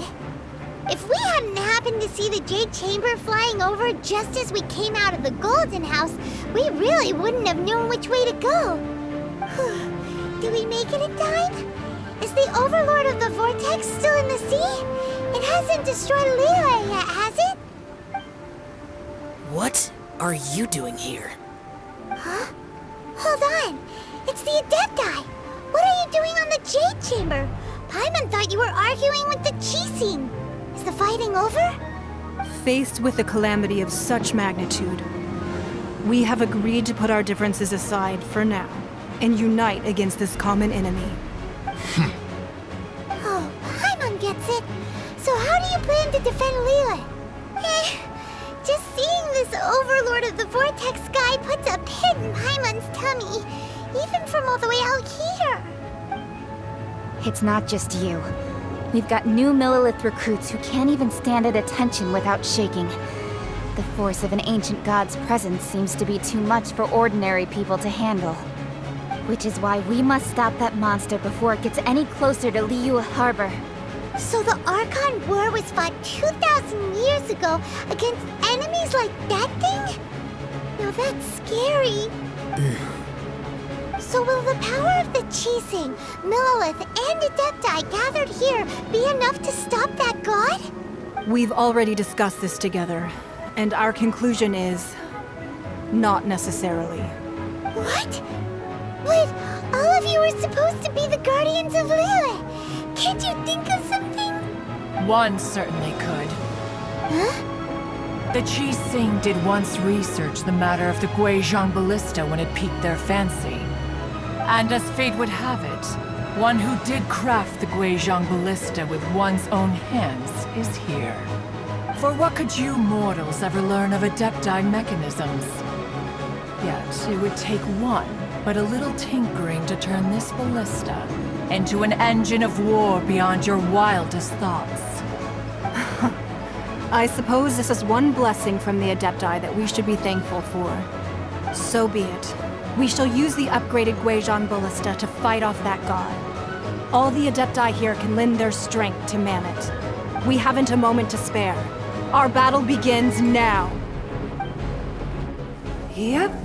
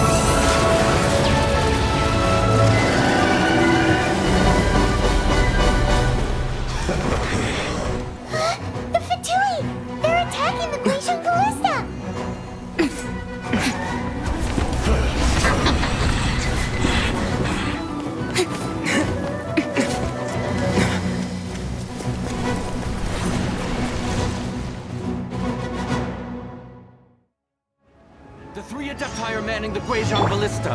Do not let the Fatui disturb their work! All able Millelith, with me! Let's go help too!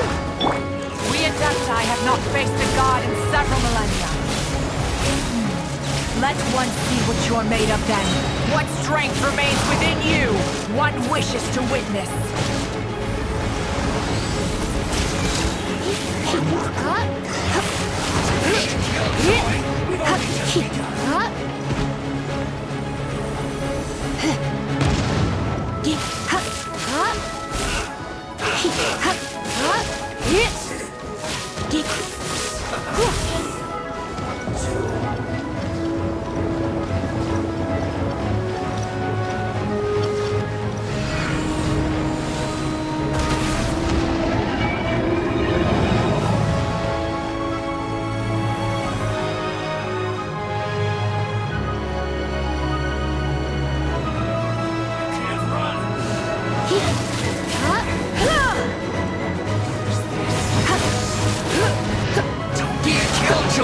We've only just begun. Windblade! Can't run! Nice and spicy! What is that? That is Osial's divine power. I am very familiar. Be careful not to get hit.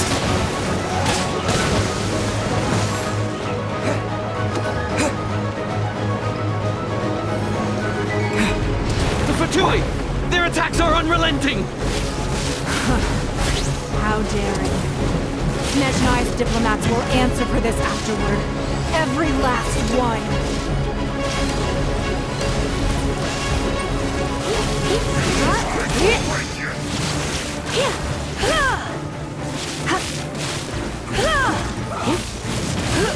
The ancient god's attacking again! There are so many Fatui too! We can't run! Were you about to say we can't hold them, children? This is not the end. Don't lose heart.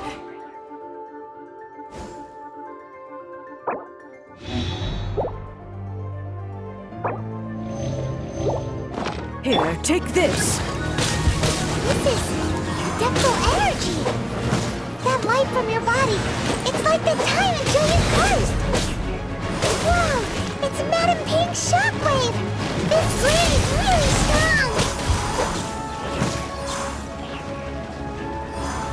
Time to fulfill my duty! Can't run!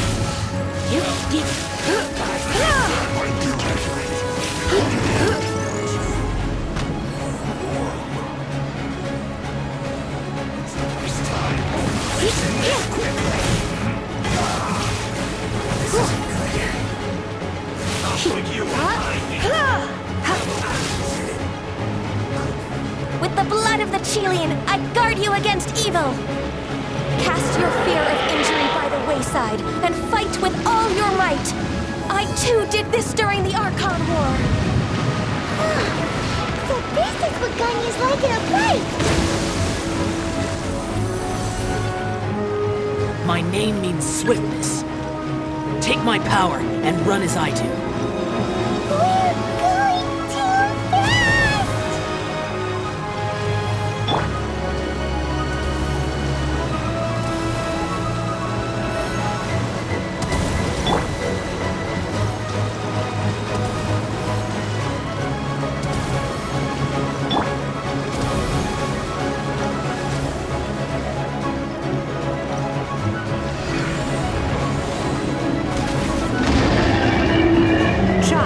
You are strong in body and spirit. Perhaps you can withstand 3 forms of adeptal energy at once. This will hurt a little. Please bear with us. Once you've adapted, try to use them in battle.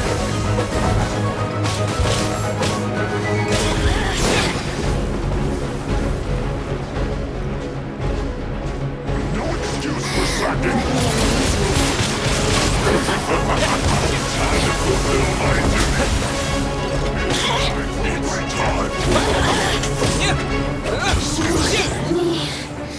My work finished. Have a load of this. Disappear!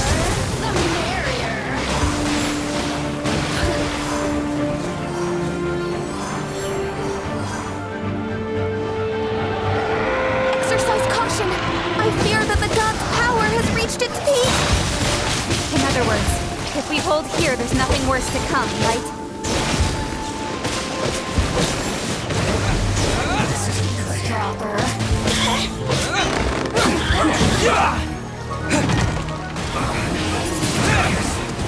This is it.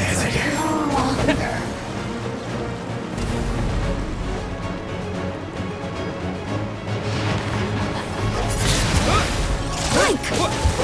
Over here! Fresh air preserved. Isn't quite yet.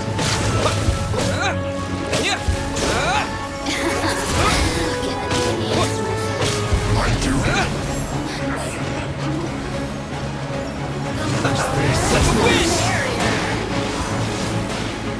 Twin blade!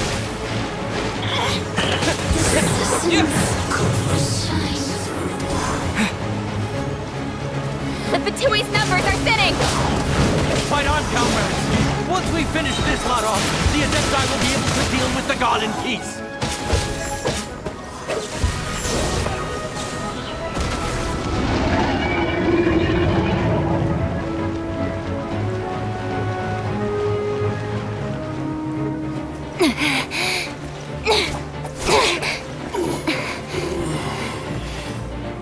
The interlopers are no more. Now we may commit ourselves fully.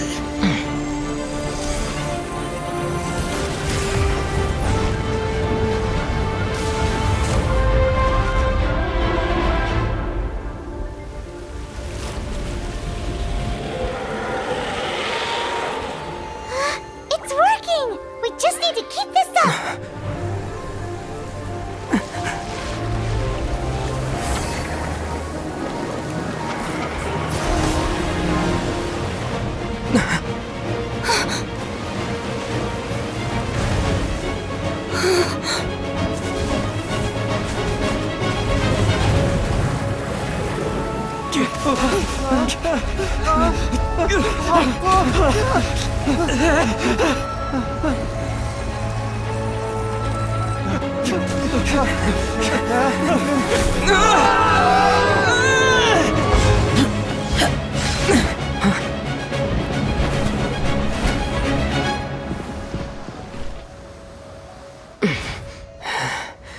Be careful now. The Guizhong Ballista is destroyed. Without its covering fire, retaliation shall be difficult. But the Jade Chamber is our last line of defense. We can't give another inch, no matter what. I have another idea. What do you mean, Lady Ningguang? I'll sacrifice the Jade Chamber. What is the meaning of this? I understand. Traveler, lend me a hand. Farewell, old friend. Goodbye for now. Let us meet again in the future.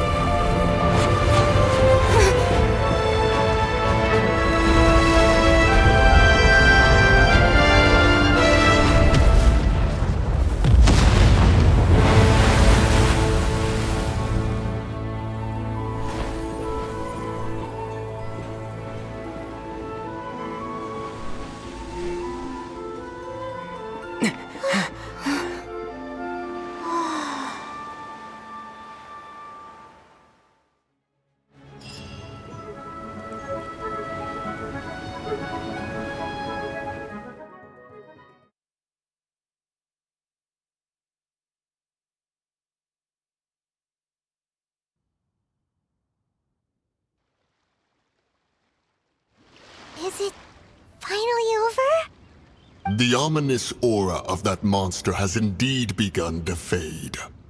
The effects of the Sigil of Permission last but a short time. It will be some time before the Overlord of the Vortex can make any waves again. We are indebted to you for your assistance.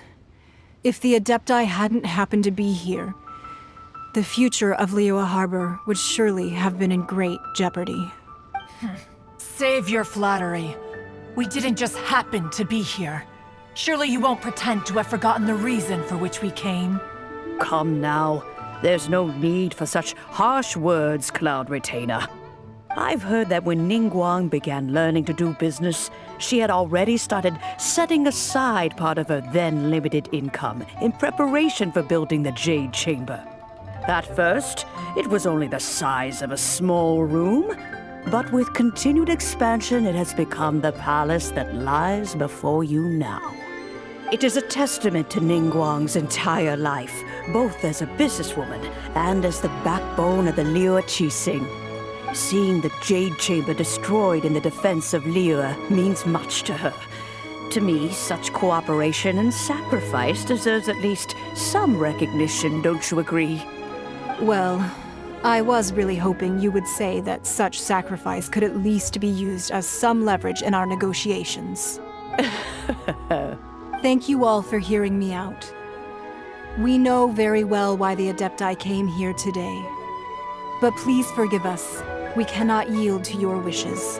Oh? 3,700 years. According to our records, the Adepti signed a contract with Rex Lapis to protect Liyue 3,700 years ago.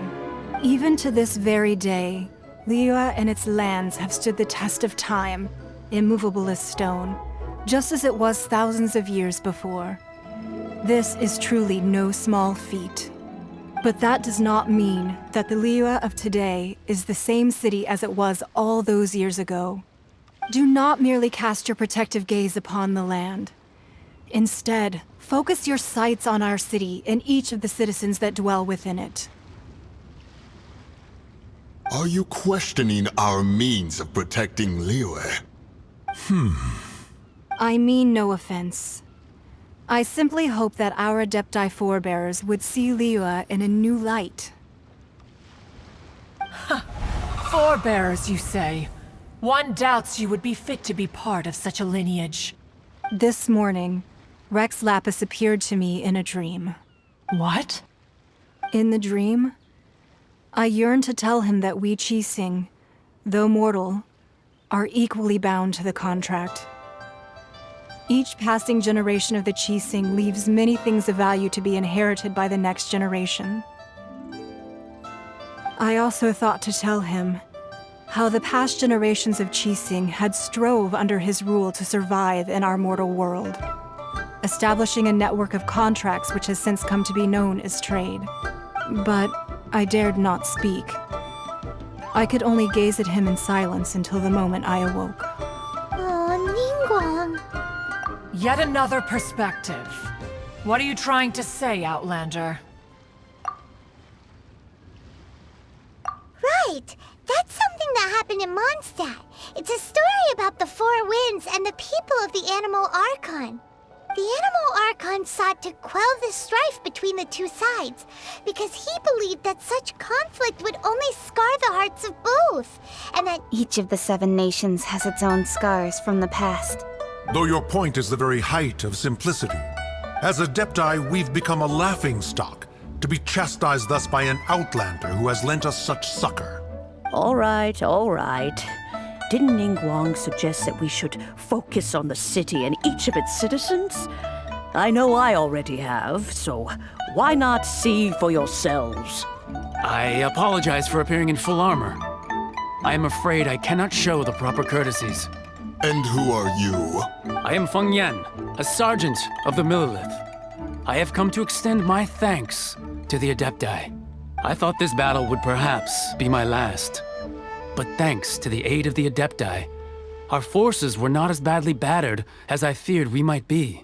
Although I am a mere mortal soldier, I promise to hold the line and never betray the grace given to us by the illuminated Adepti this day. Huh? Why does everyone look so down? Didn't we just beat that big monster? Weren't you frightened, dear? It was quite the predicament. I wasn't afraid. All the strong Millilith guards were there, and those powerful heroes with their visions were there. Everyone was there. When danger is near, everyone always protects me. And the rest of the time, they make fun toys and tasty snacks and loads of things that make the harbor so pretty. Thanks for protecting Liyue Harbor. Please come visit us for the next lantern rite.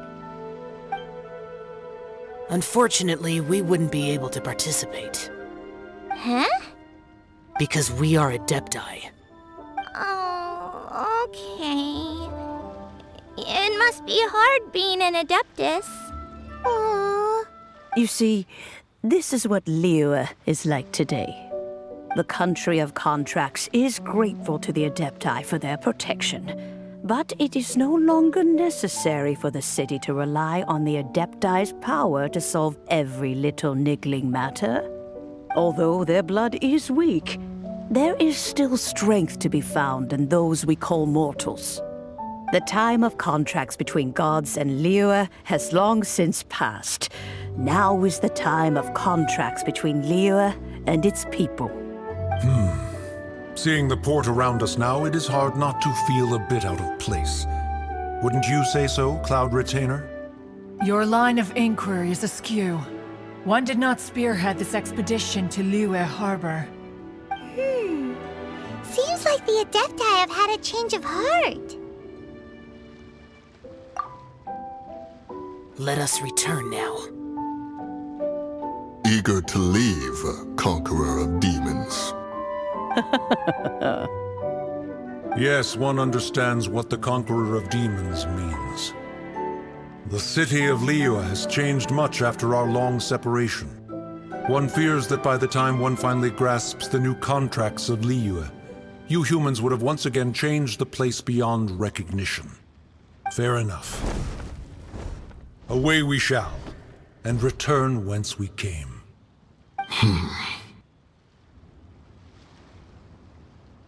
Since we Adepti have consensus, then one shall persist no further.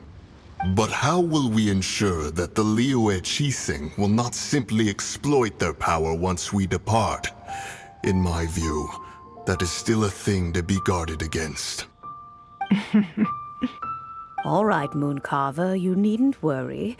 It seems to me that this right of supervision is best left to the people of Liyue. Looks like the conflict between humans and Adepti was avoided. All's well that ends well, huh? Oh, right! It's nice that we've got peace and all, but we're forgetting one thing. Child wanted to unleash the god so he could lure Rex Lapis out. But we were able to handle the Overlord of the Vortex on our own, so Rex Lapis never showed up. Oh, and speaking of that, don't we still need to get to the bottom of that Archon's death, too?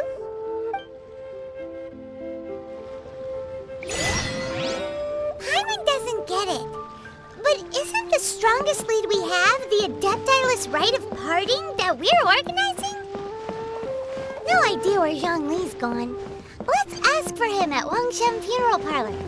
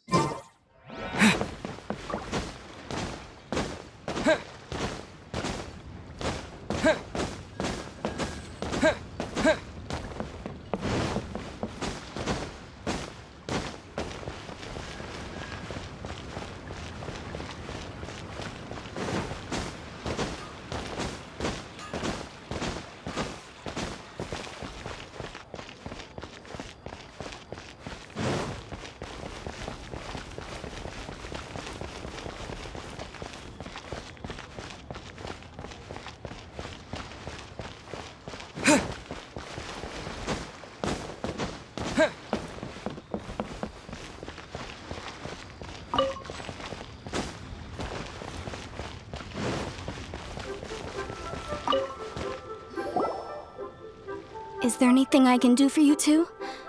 I'm afraid that Wangshen Funeral Parlor isn't in the best state to receive guests.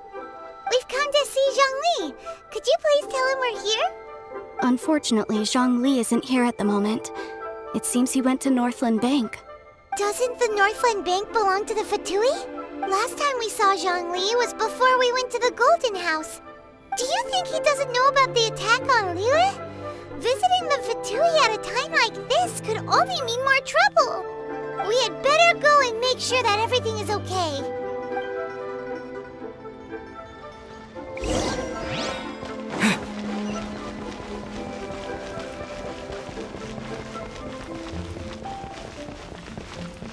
Feel free to take a look around.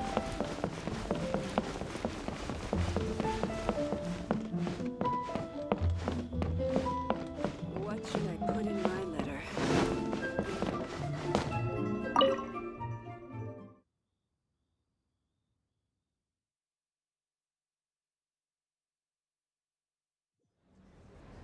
You call this cooperation between Harbingers? Cooperation involves communication, you know. Don't take it to heart, child. Besides, aren't you happy that you got to skip the formalities and bring chaos to the land? I'm sure you must have enjoyed that. Oh, it seems that some of your friends have arrived. Hey, it's Zhongli and Child. And you! You're also one of the Harbingers? It's you two. I believe we've met once before. In the city of Bards, was it? I'm glad you still remember my name. Ah, right. I imagine that it must have been rather hard to forget watching helplessly as something precious was snatched away from your friend. No, don't let her get to you! You've yet to gather the powers of all 7 elements, and our last battle at the Golden House was almost more than you could handle. So it might be best to keep things peaceful this time, seeing that 2 of the Harbingers are here. Well, if it isn't you two. This is our first time seeing each other since Liyue was nearly wiped off the map. This is certainly a bit awkward, wouldn't you say? Paimon knew that we should never have trusted a Fatui Harbinger. Oh, now don't say that. Sure, I may have misled you, but I never had anything against you personally. Besides, I thought we were getting along quite well together, didn't you? Except for that little tussle we had at the end. Nothing personal. We just have different views, that's all. Of course, you may very well hold this against me, but that's up to you. The real deceivers here are Senora and Zhongli. Curse them for leading me on. So actually, I think... Stop wasting time, child. There'll be plenty of time to chat once I'm through here. You remember the agreement, Morax. Now, if you would be so kind. The Gnosis, please. What in the world are you talking about? The contract is fulfilled. That which thou seeketh is now bestowed unto thee. For my promise is solid as stone.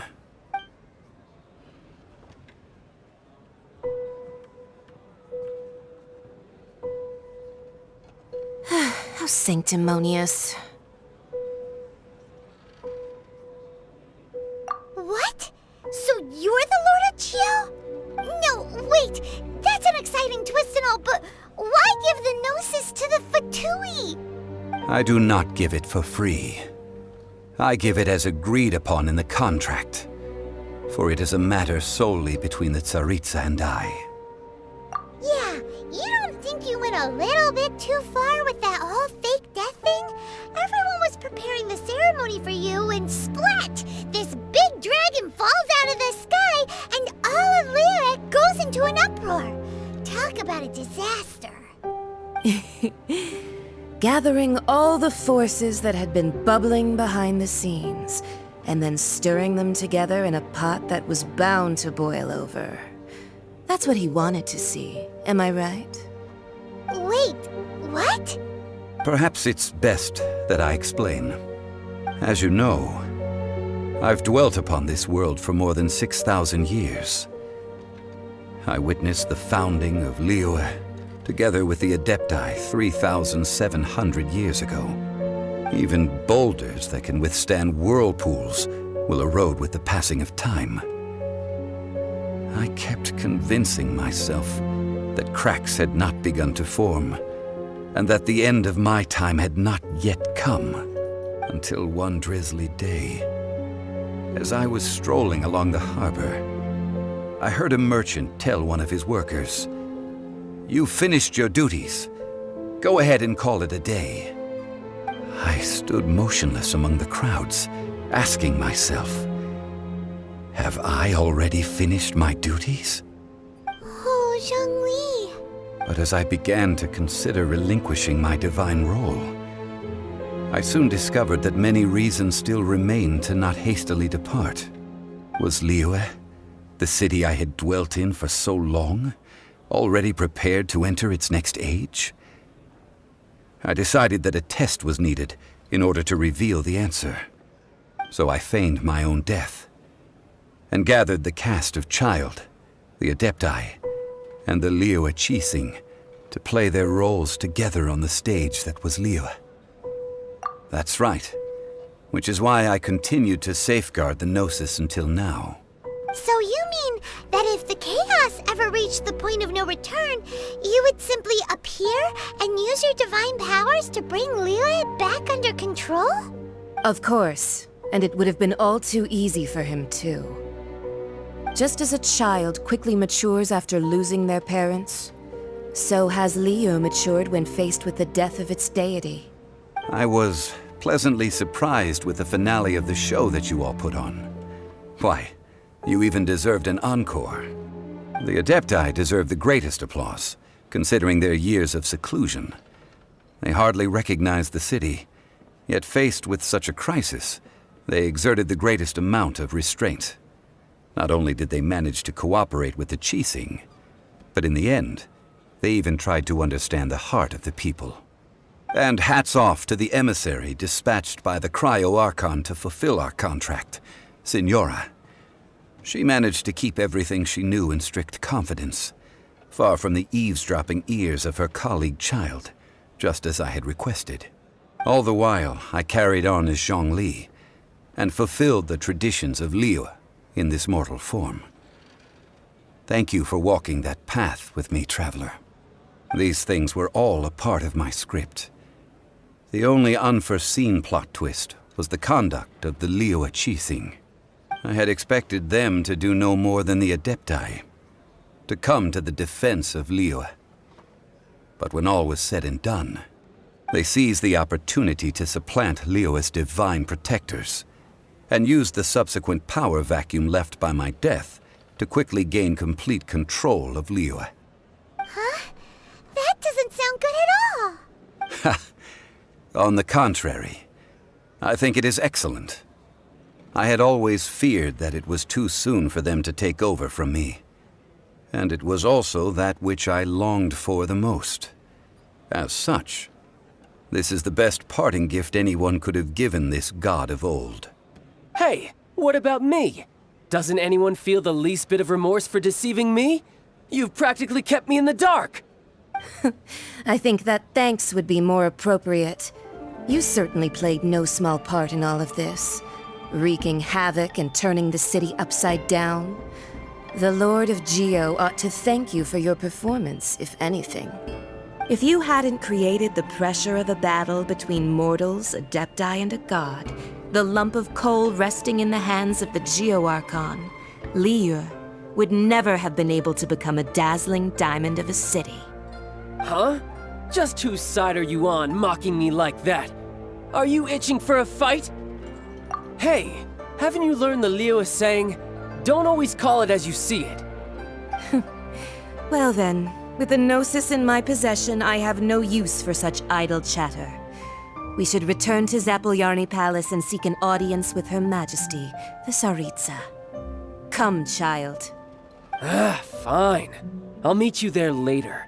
I'm not sharing a boat with the likes of you. Do as you wish.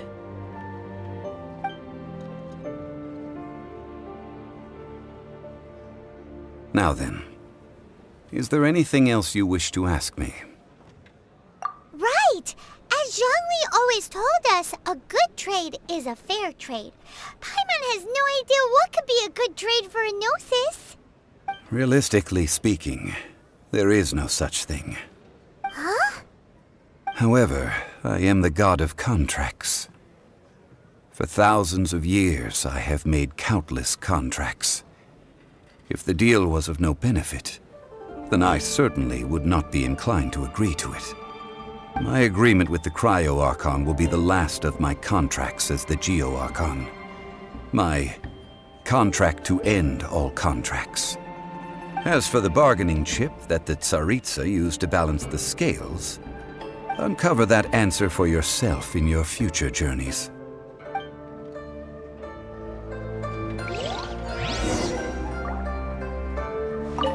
Paimon can't absorb so much information at once.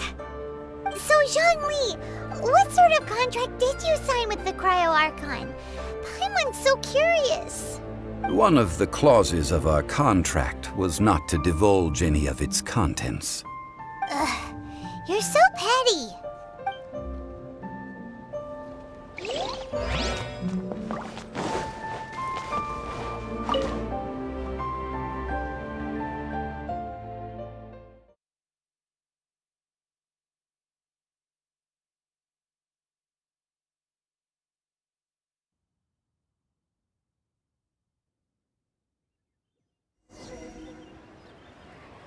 Today's the day of the rite of parting.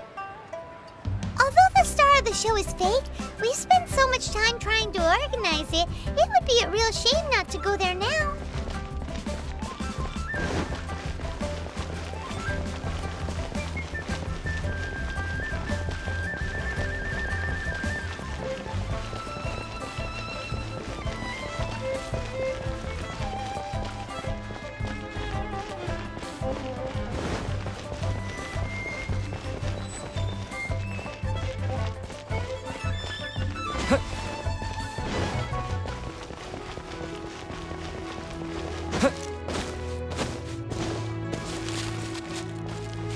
Well, since we're going through with this rite of parting, I guess it means that those rumors hit the nail on the head.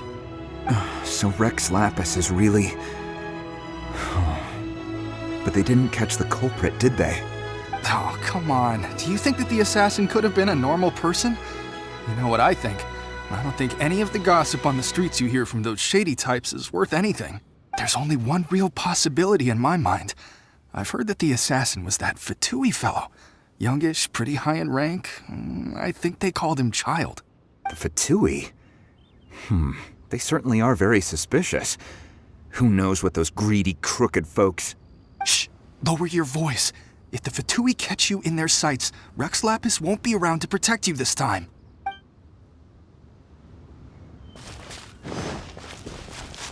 You know that god from the ocean couldn't have just shown up out of nowhere.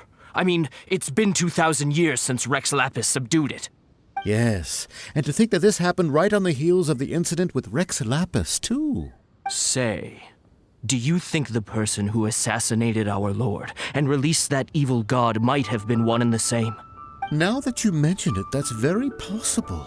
Yes, it's very possible indeed. I mean, it all fits together. That person must have colluded with the evil god to harm Rex Lapis. Oh, that wicked, black-hearted scoundrel.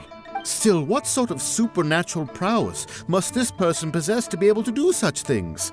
I have never heard of such a person in all my years. Ah, forget it. Guessing's no use to us. Look, the Millilith over there looks like he's about to make an announcement. Let's hear what the Ministry of Civil Affairs has to say first.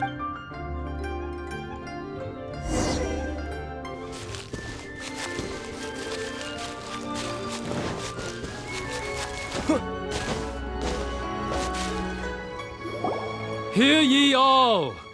The Qixing's words. Though a dragon soars ageless as the mountains, it too must return to dust. This is common knowledge. Gods and Adepti live glorious lives, but both light and shadow have their season. So too must they face divinely appointed trials. Rumors and hearsay abound on the streets that Rex Lapis was murdered. Now, let the truth be revealed. Having been thwarted in his trial, Rex Lapis's soul has recouped the celestial heights. He beseeches the people of Liyue to grieve not and to let not their hearts be saddened. Nor are they to believe street-born rumors or indulge in baseless speculation.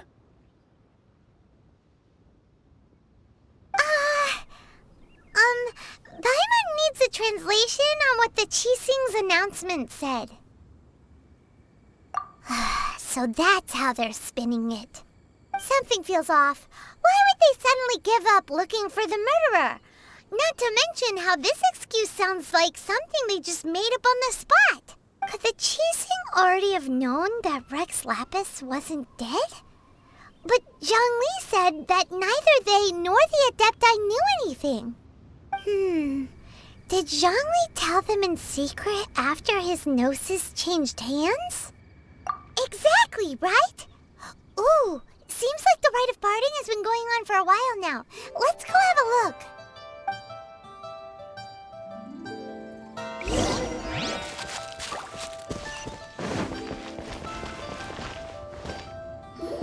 Look, it's Ningguang and Keqing. Are they saying something? Are their speeches over? As said previously, Rex Lapis's soul returning to the heavens is the end of the contract. And it is also the end of an era. 3,700 years of contracts burnt and reduced to ash. We, the people of Liyue, were indeed prosperous. But blinded by our prosperity, we forgot that time can be pitiless. The long, unending dream of our Archon walking among us. Now that we have awoken from our dream, we must learn to say farewell. Will you stand with us as we re-establish our contracts? As we build a new age of prosperity? So concludes the words of Her Eminence the Tianquan. Does Her Eminence the Yuheng have anything to add? Huh? Is she looking this way? Traveler. Yikes! She really is looking our way! Is that the traveler who they say defeated the ancient god? So young. The Liyue Qixing always repay their debts. And as you have heard, Our eyes see far, and our reach is long. Name your price. You deserve that much. Whoa.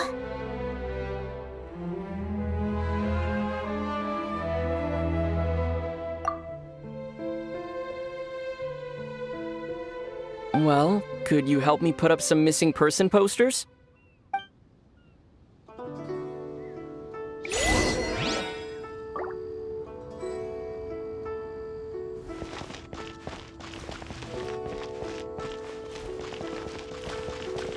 Roping you in was possibly the most masterful move we could have made. I believe that future generations will say so too when our deeds come up for their review. The cleanup of the premises, managing the crowds as they exit, making an account of the rite. There's much that remains to be done. I didn't miss anything, did I?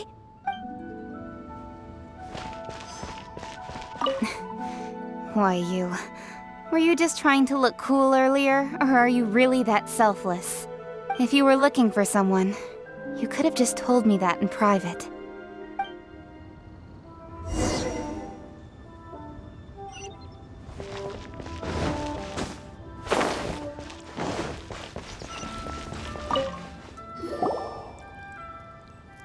Hey, Zhongli!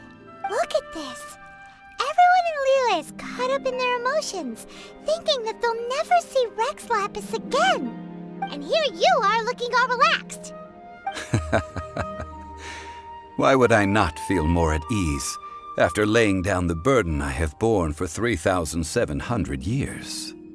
Right. If the two of you can spare the time, I should treat you to a meal at the Xinye kiosk. Ha! That sounds like big talk, Zhongli. Paimon might have believed you if you were treating us to some third-round knockout, but you'd have to pay out your nose just to stand inside Xinye kiosk. Are you sure you can afford it? You're right. I do lack the Mora. As the Rex Lapis Morax, I can easily create Mora. But since I have chosen to walk this earth as the mortal Zhongli, I should abide by the same rules that mortals do. When I was journeying with you, though I still had the Gnosis in hand, I knew that I must soon retire from my role as an Archon. So I had to rehearse a little for my new life.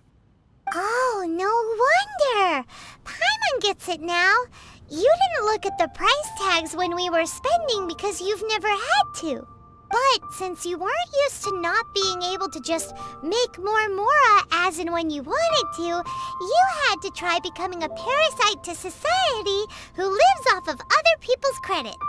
Well, we were only spending Fatui money. You don't have to say it like that. In the City of Commerce, we do not merely exchange money or goods. We also exchange knowledge, memories, and foresight, as well as positions, roles, and lives. The Archon Morax could never experience life as the true mortal Zhongli could, no matter how many times he descended to be with his people. I must thank you for that. I will treasure the memories that I made as Zhongli, traveling the streets of Liyue with you. That is true, but there is no journey that does not end. No meetings without partings. Paimon thinks that we should make a move and continue our search for the Seven. I fear that continuing your journey may be difficult. The nation that neighbors Liyue by sea, Inazuma, is presently closed. Yes, the nation has been closed by order of its deity, the Electro-Archon Ball.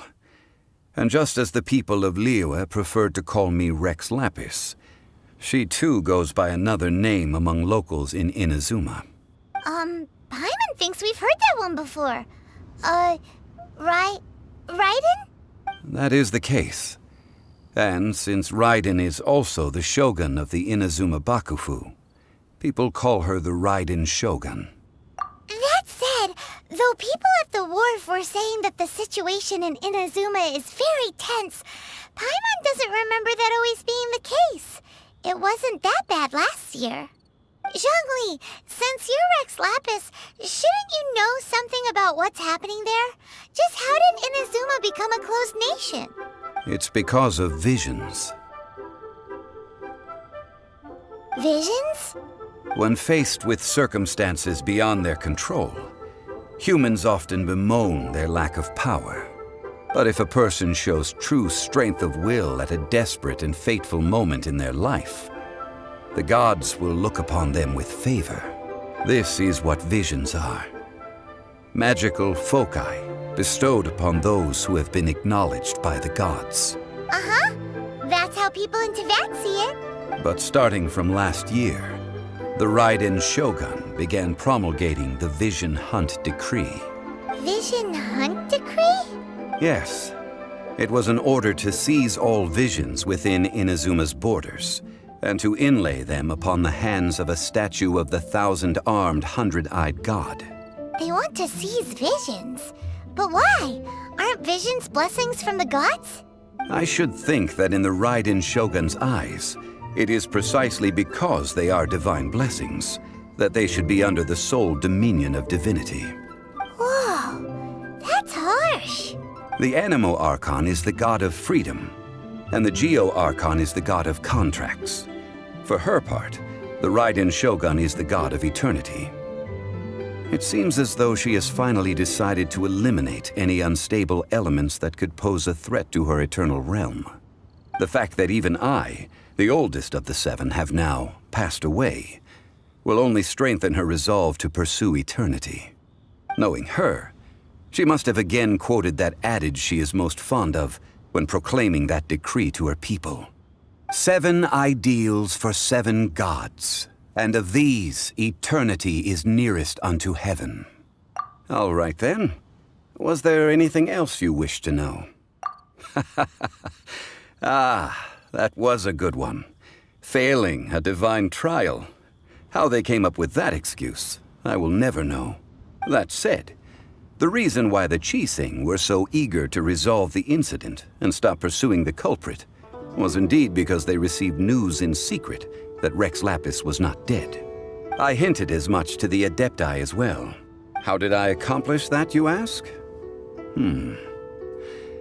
Have you ever heard of this particularly convenient Adepti art known as gifting dreams and visions? All right then. Was there anything else you wished to know? Yeah, about that. Before the Qixing made their announcement, we listened to a lot of people talking on the way. Most of them put the blame for everything on Child. These are indeed false accusations. But it remains undeniably true that Child did send people to the Jade Chamber to prevent the Adepti and the Qixing from defeating the ancient god. I've heard that Ningguang is busy milking that for all it's worth on the foreign relations front at the moment, browbeating the envoys of the Fatui. Ha! Those poor Snezhnayan diplomats. If it were not for Child's exalted position as a harbinger, I'm certain that they would have shifted all the blame to him and called for his dismissal by now. All right then. Was there anything else you wish to know? The time of the Adepti has long passed. If even the Liyue Qixing don't want to face that truth, then what future is there for Liyue? Kuching is absolutely right in saying this. Now, though I did laud Ningguang's desire for power, believing this to be a good thing, and thought as a matter of course that she must have been behind the Qixing's plan to take governing power over Liyue from the hands of the gods and Adepti, could the original person who brought up the idea of seizing power have been... All right then. Was there anything else you wish to know? That's right. Zhongli, now that you don't have your gnosis, what's going to happen to all the Mora in Teyvat? Since Morax is dead, are they all just gonna disappear? Also, isn't the Golden House the only mint in the entire continent? Will it even continue to work? The Mora present now will not vanish. But the Golden House will indeed have to cease operations for a lengthy period of time, since creating Mora requires the use of the Geo Archon's power. This is terrible! We're all about to run out of Mora! The world is coming to an end! Yes, this is indeed a major issue from a financial standpoint. Well, I suppose we'll just leave such troublesome matters to the Liyue Story to debate. Then, did you at least set some private funds aside for yourself? Oh, a private fund. This does seem like a good, logical, common-sense idea. It's a shame. What's a shame? It's a shame that I didn't think of it at the time. All right then. Was there anything else you wish to know? Well then, I suppose you'll have to find a way to get inside this closed nation. Have patience. I suspect that some serendipity must first come into play.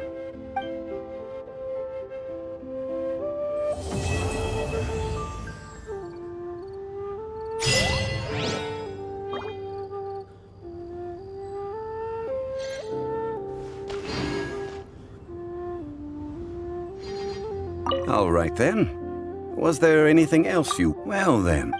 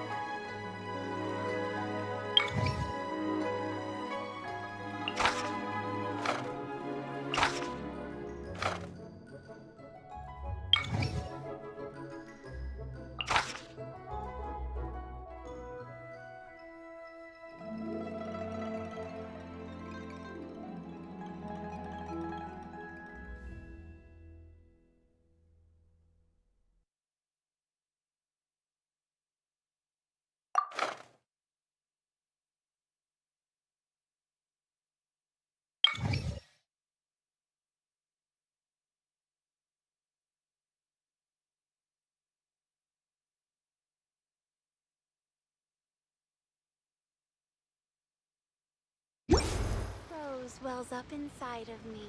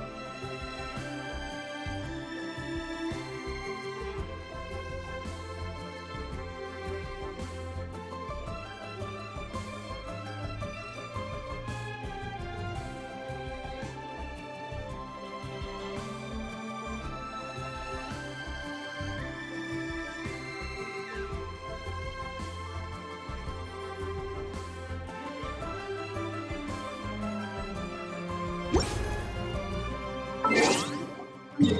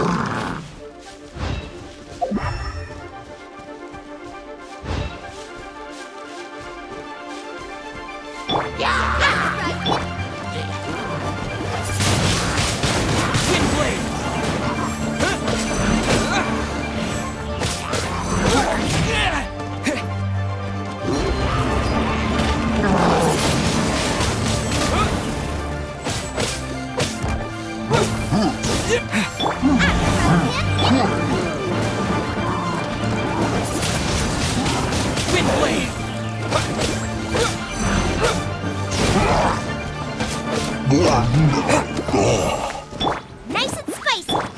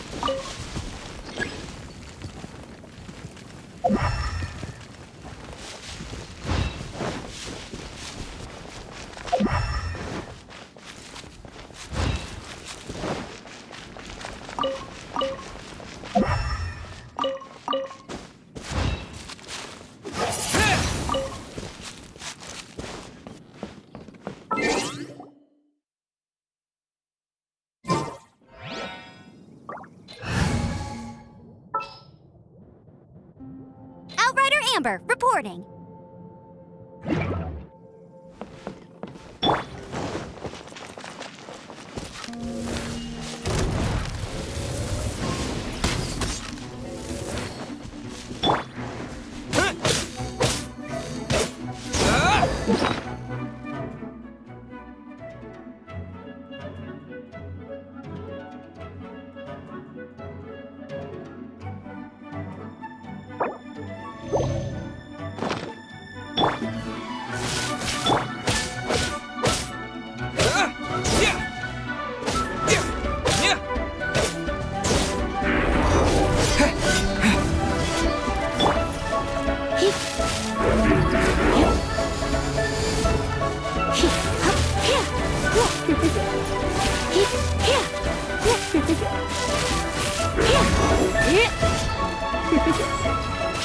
You're in for a little shock. Blitz.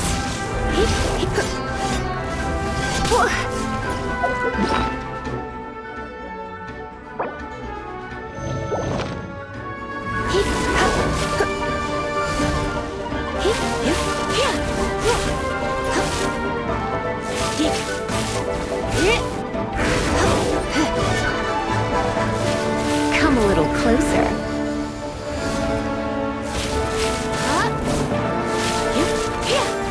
Come a little closer. Come a little closer. Blitz.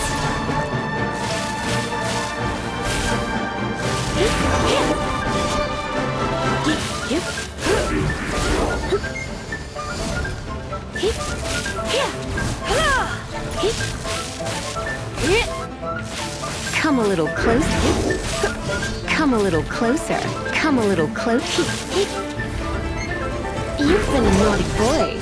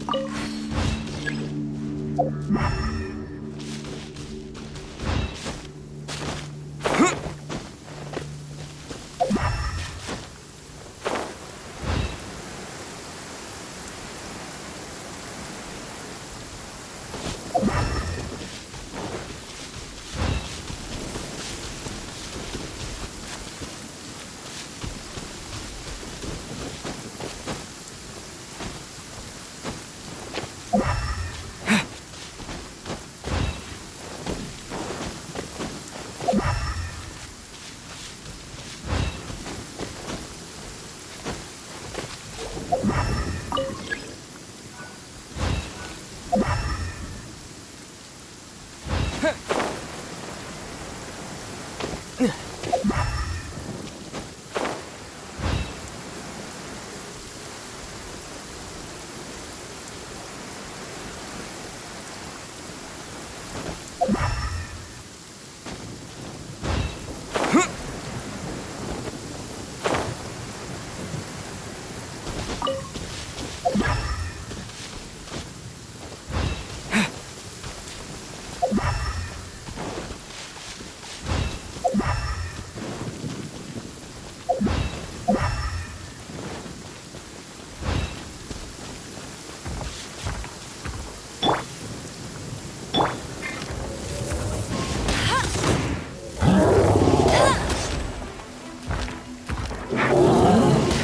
you can't keep up with...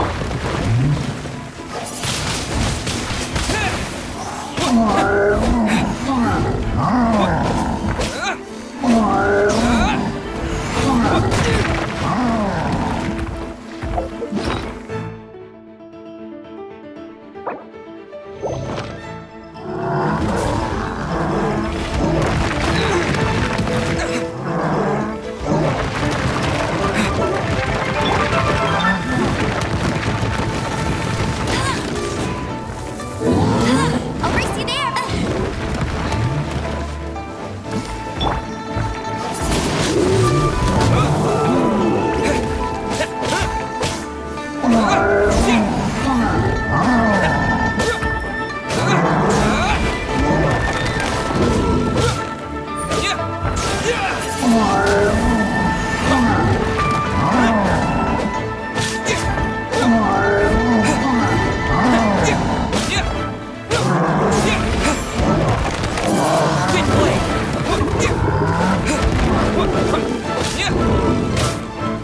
Nice and spicy!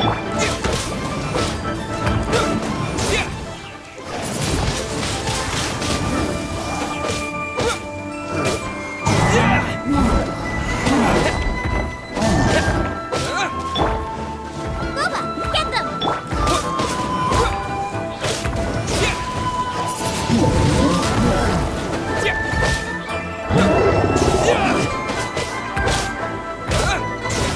Booba, get them!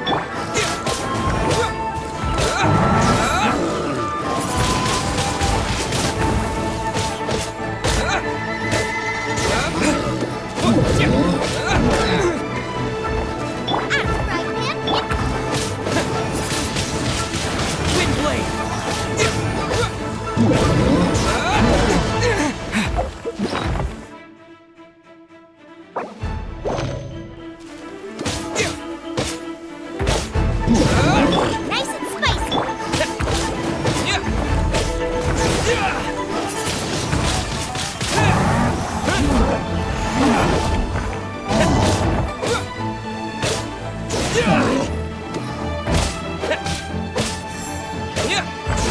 Booba, get them!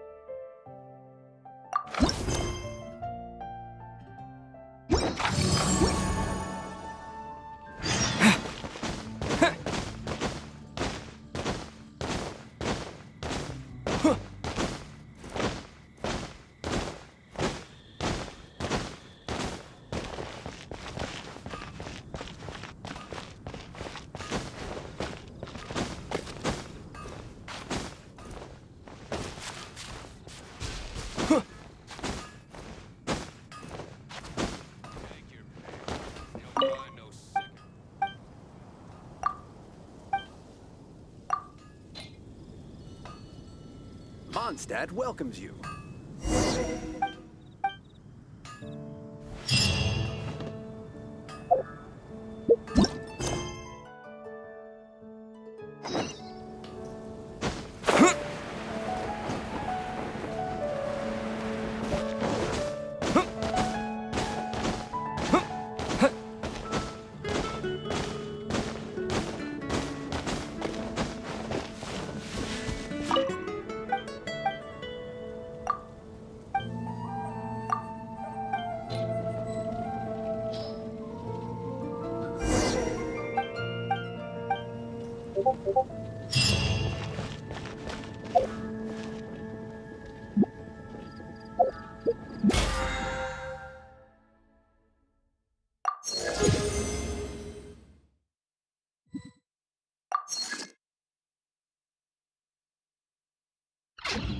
Lord Barbados, please do it.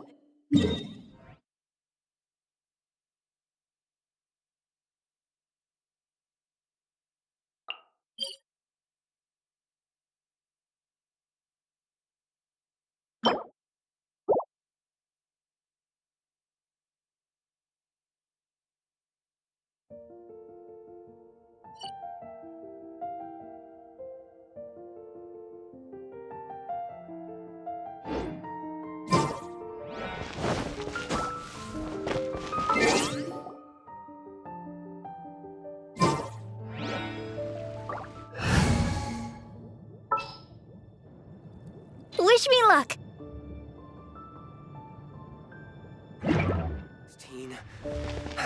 That's a nice Today's home. recommendation is...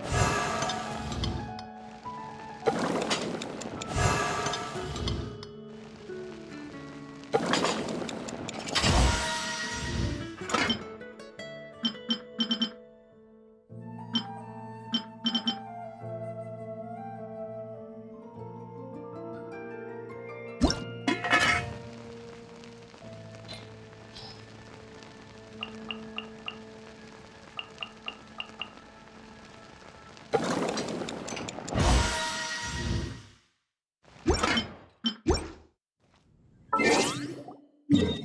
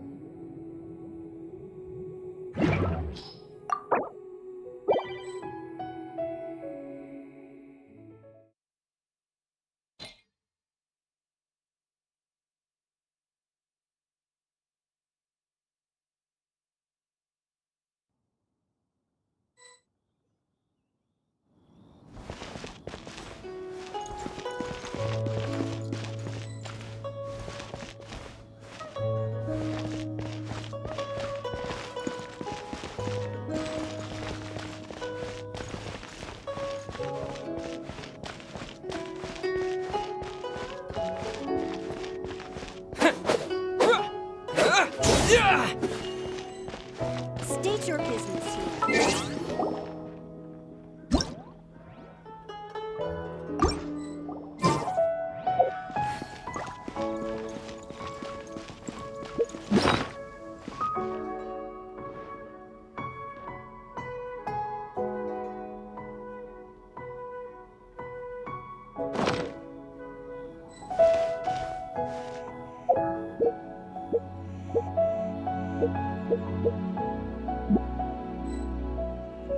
State your business here.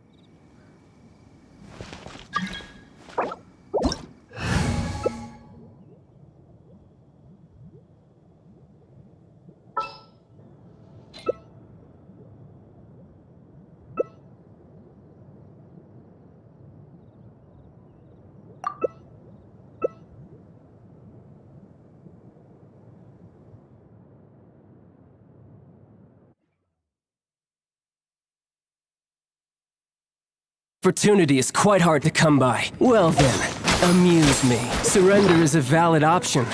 I promise I'll be gentle.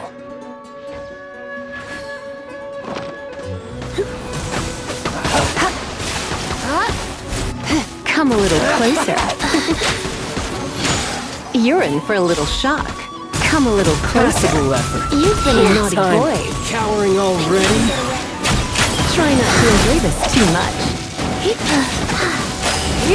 Passable effort. Clear shot.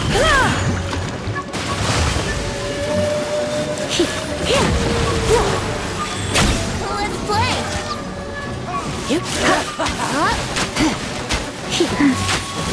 There can be no excuse for time. Come a little closer. Run all you like. You're in for a little shock. You're in for a little shock. How unbecoming. Not bad. He's got a trick or two.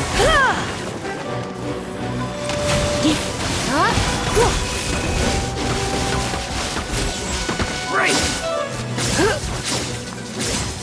Would have gliding you faster. You're in for a little shock. Try not to enjoy this too much.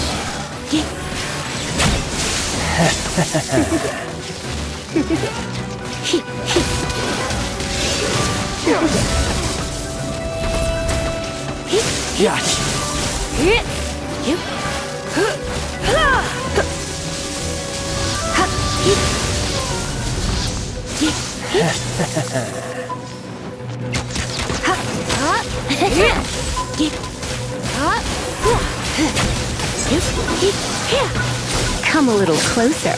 You're in for a little shock. You're in for a little shock. You're in for a little shock. Raging tide! You're in for a little shock. Blitz.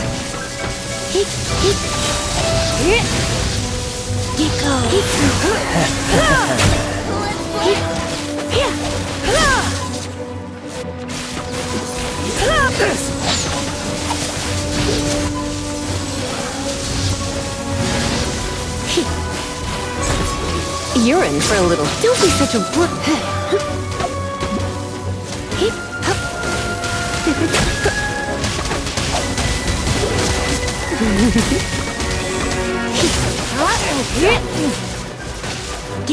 Brace yourself.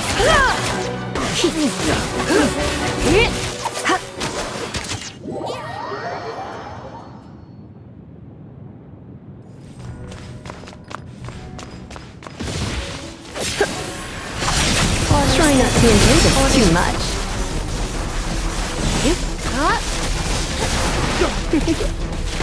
Come a little closer. You're in for a little shock. Blitz. Faster.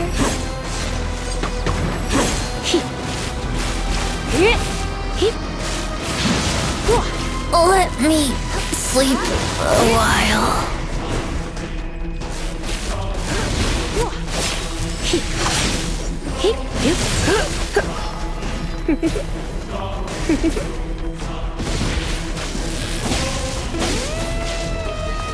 Come a little closer.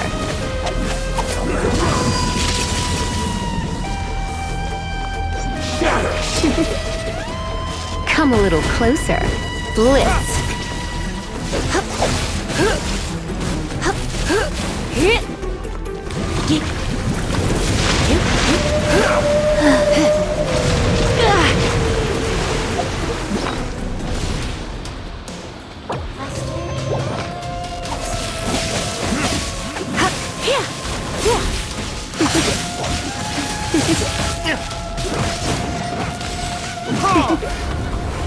You've been a naughty boy.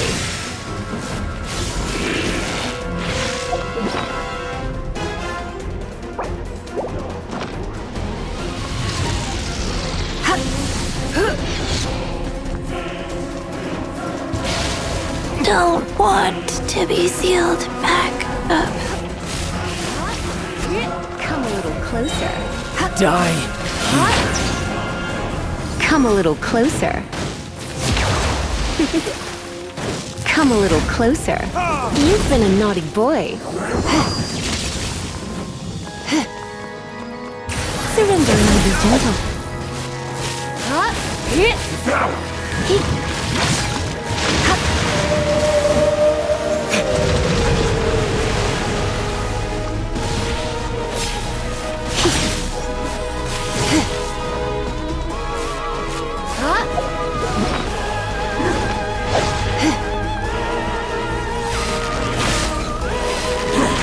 You're in for a little shock. Come a little closer. Blitz.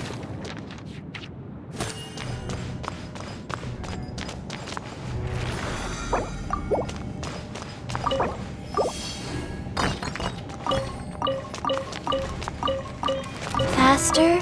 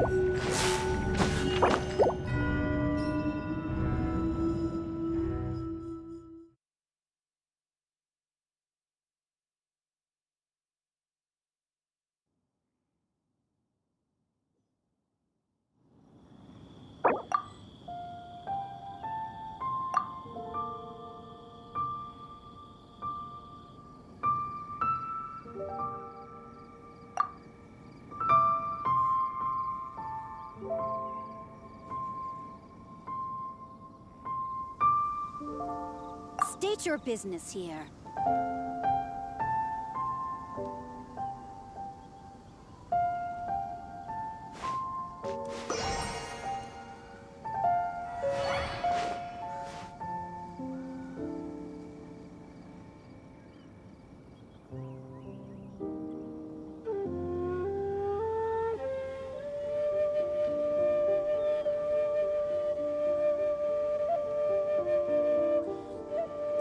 State your business here.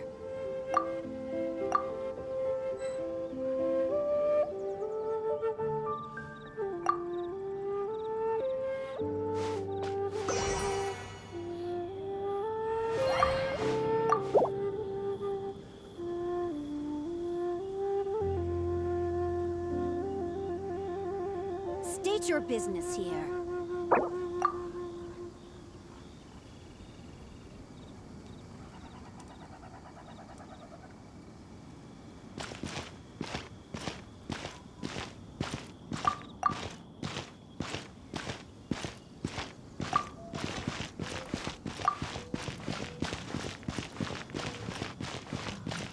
State your business here.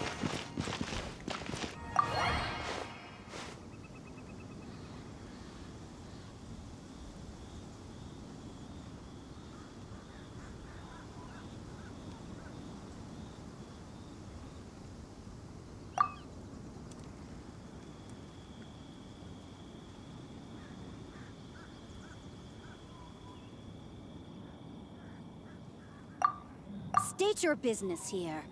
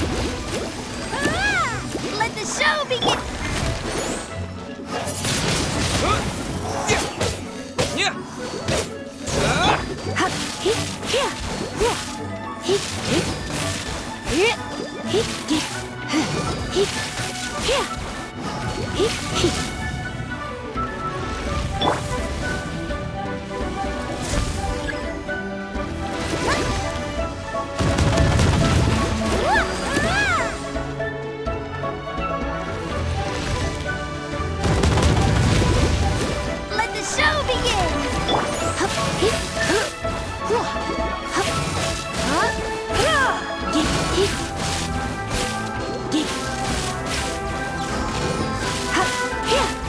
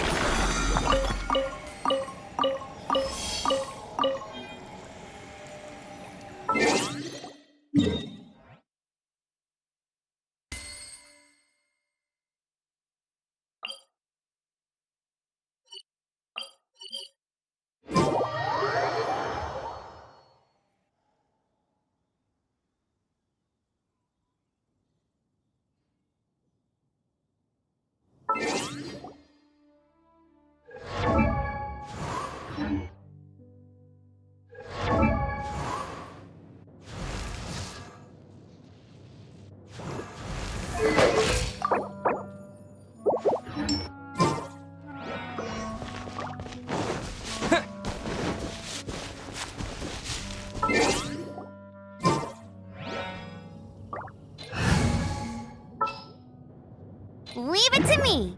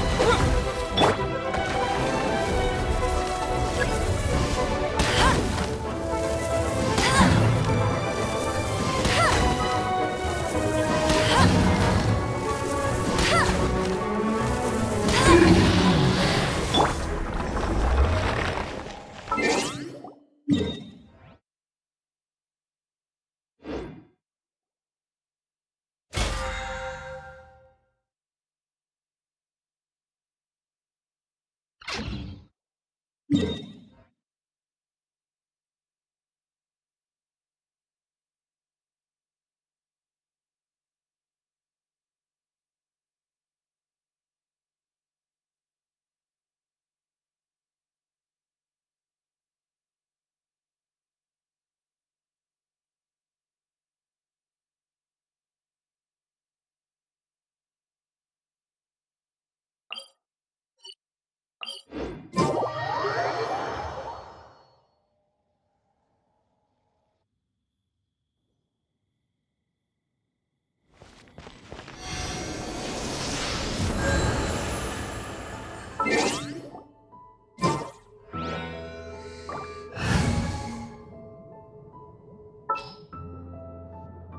bring my season.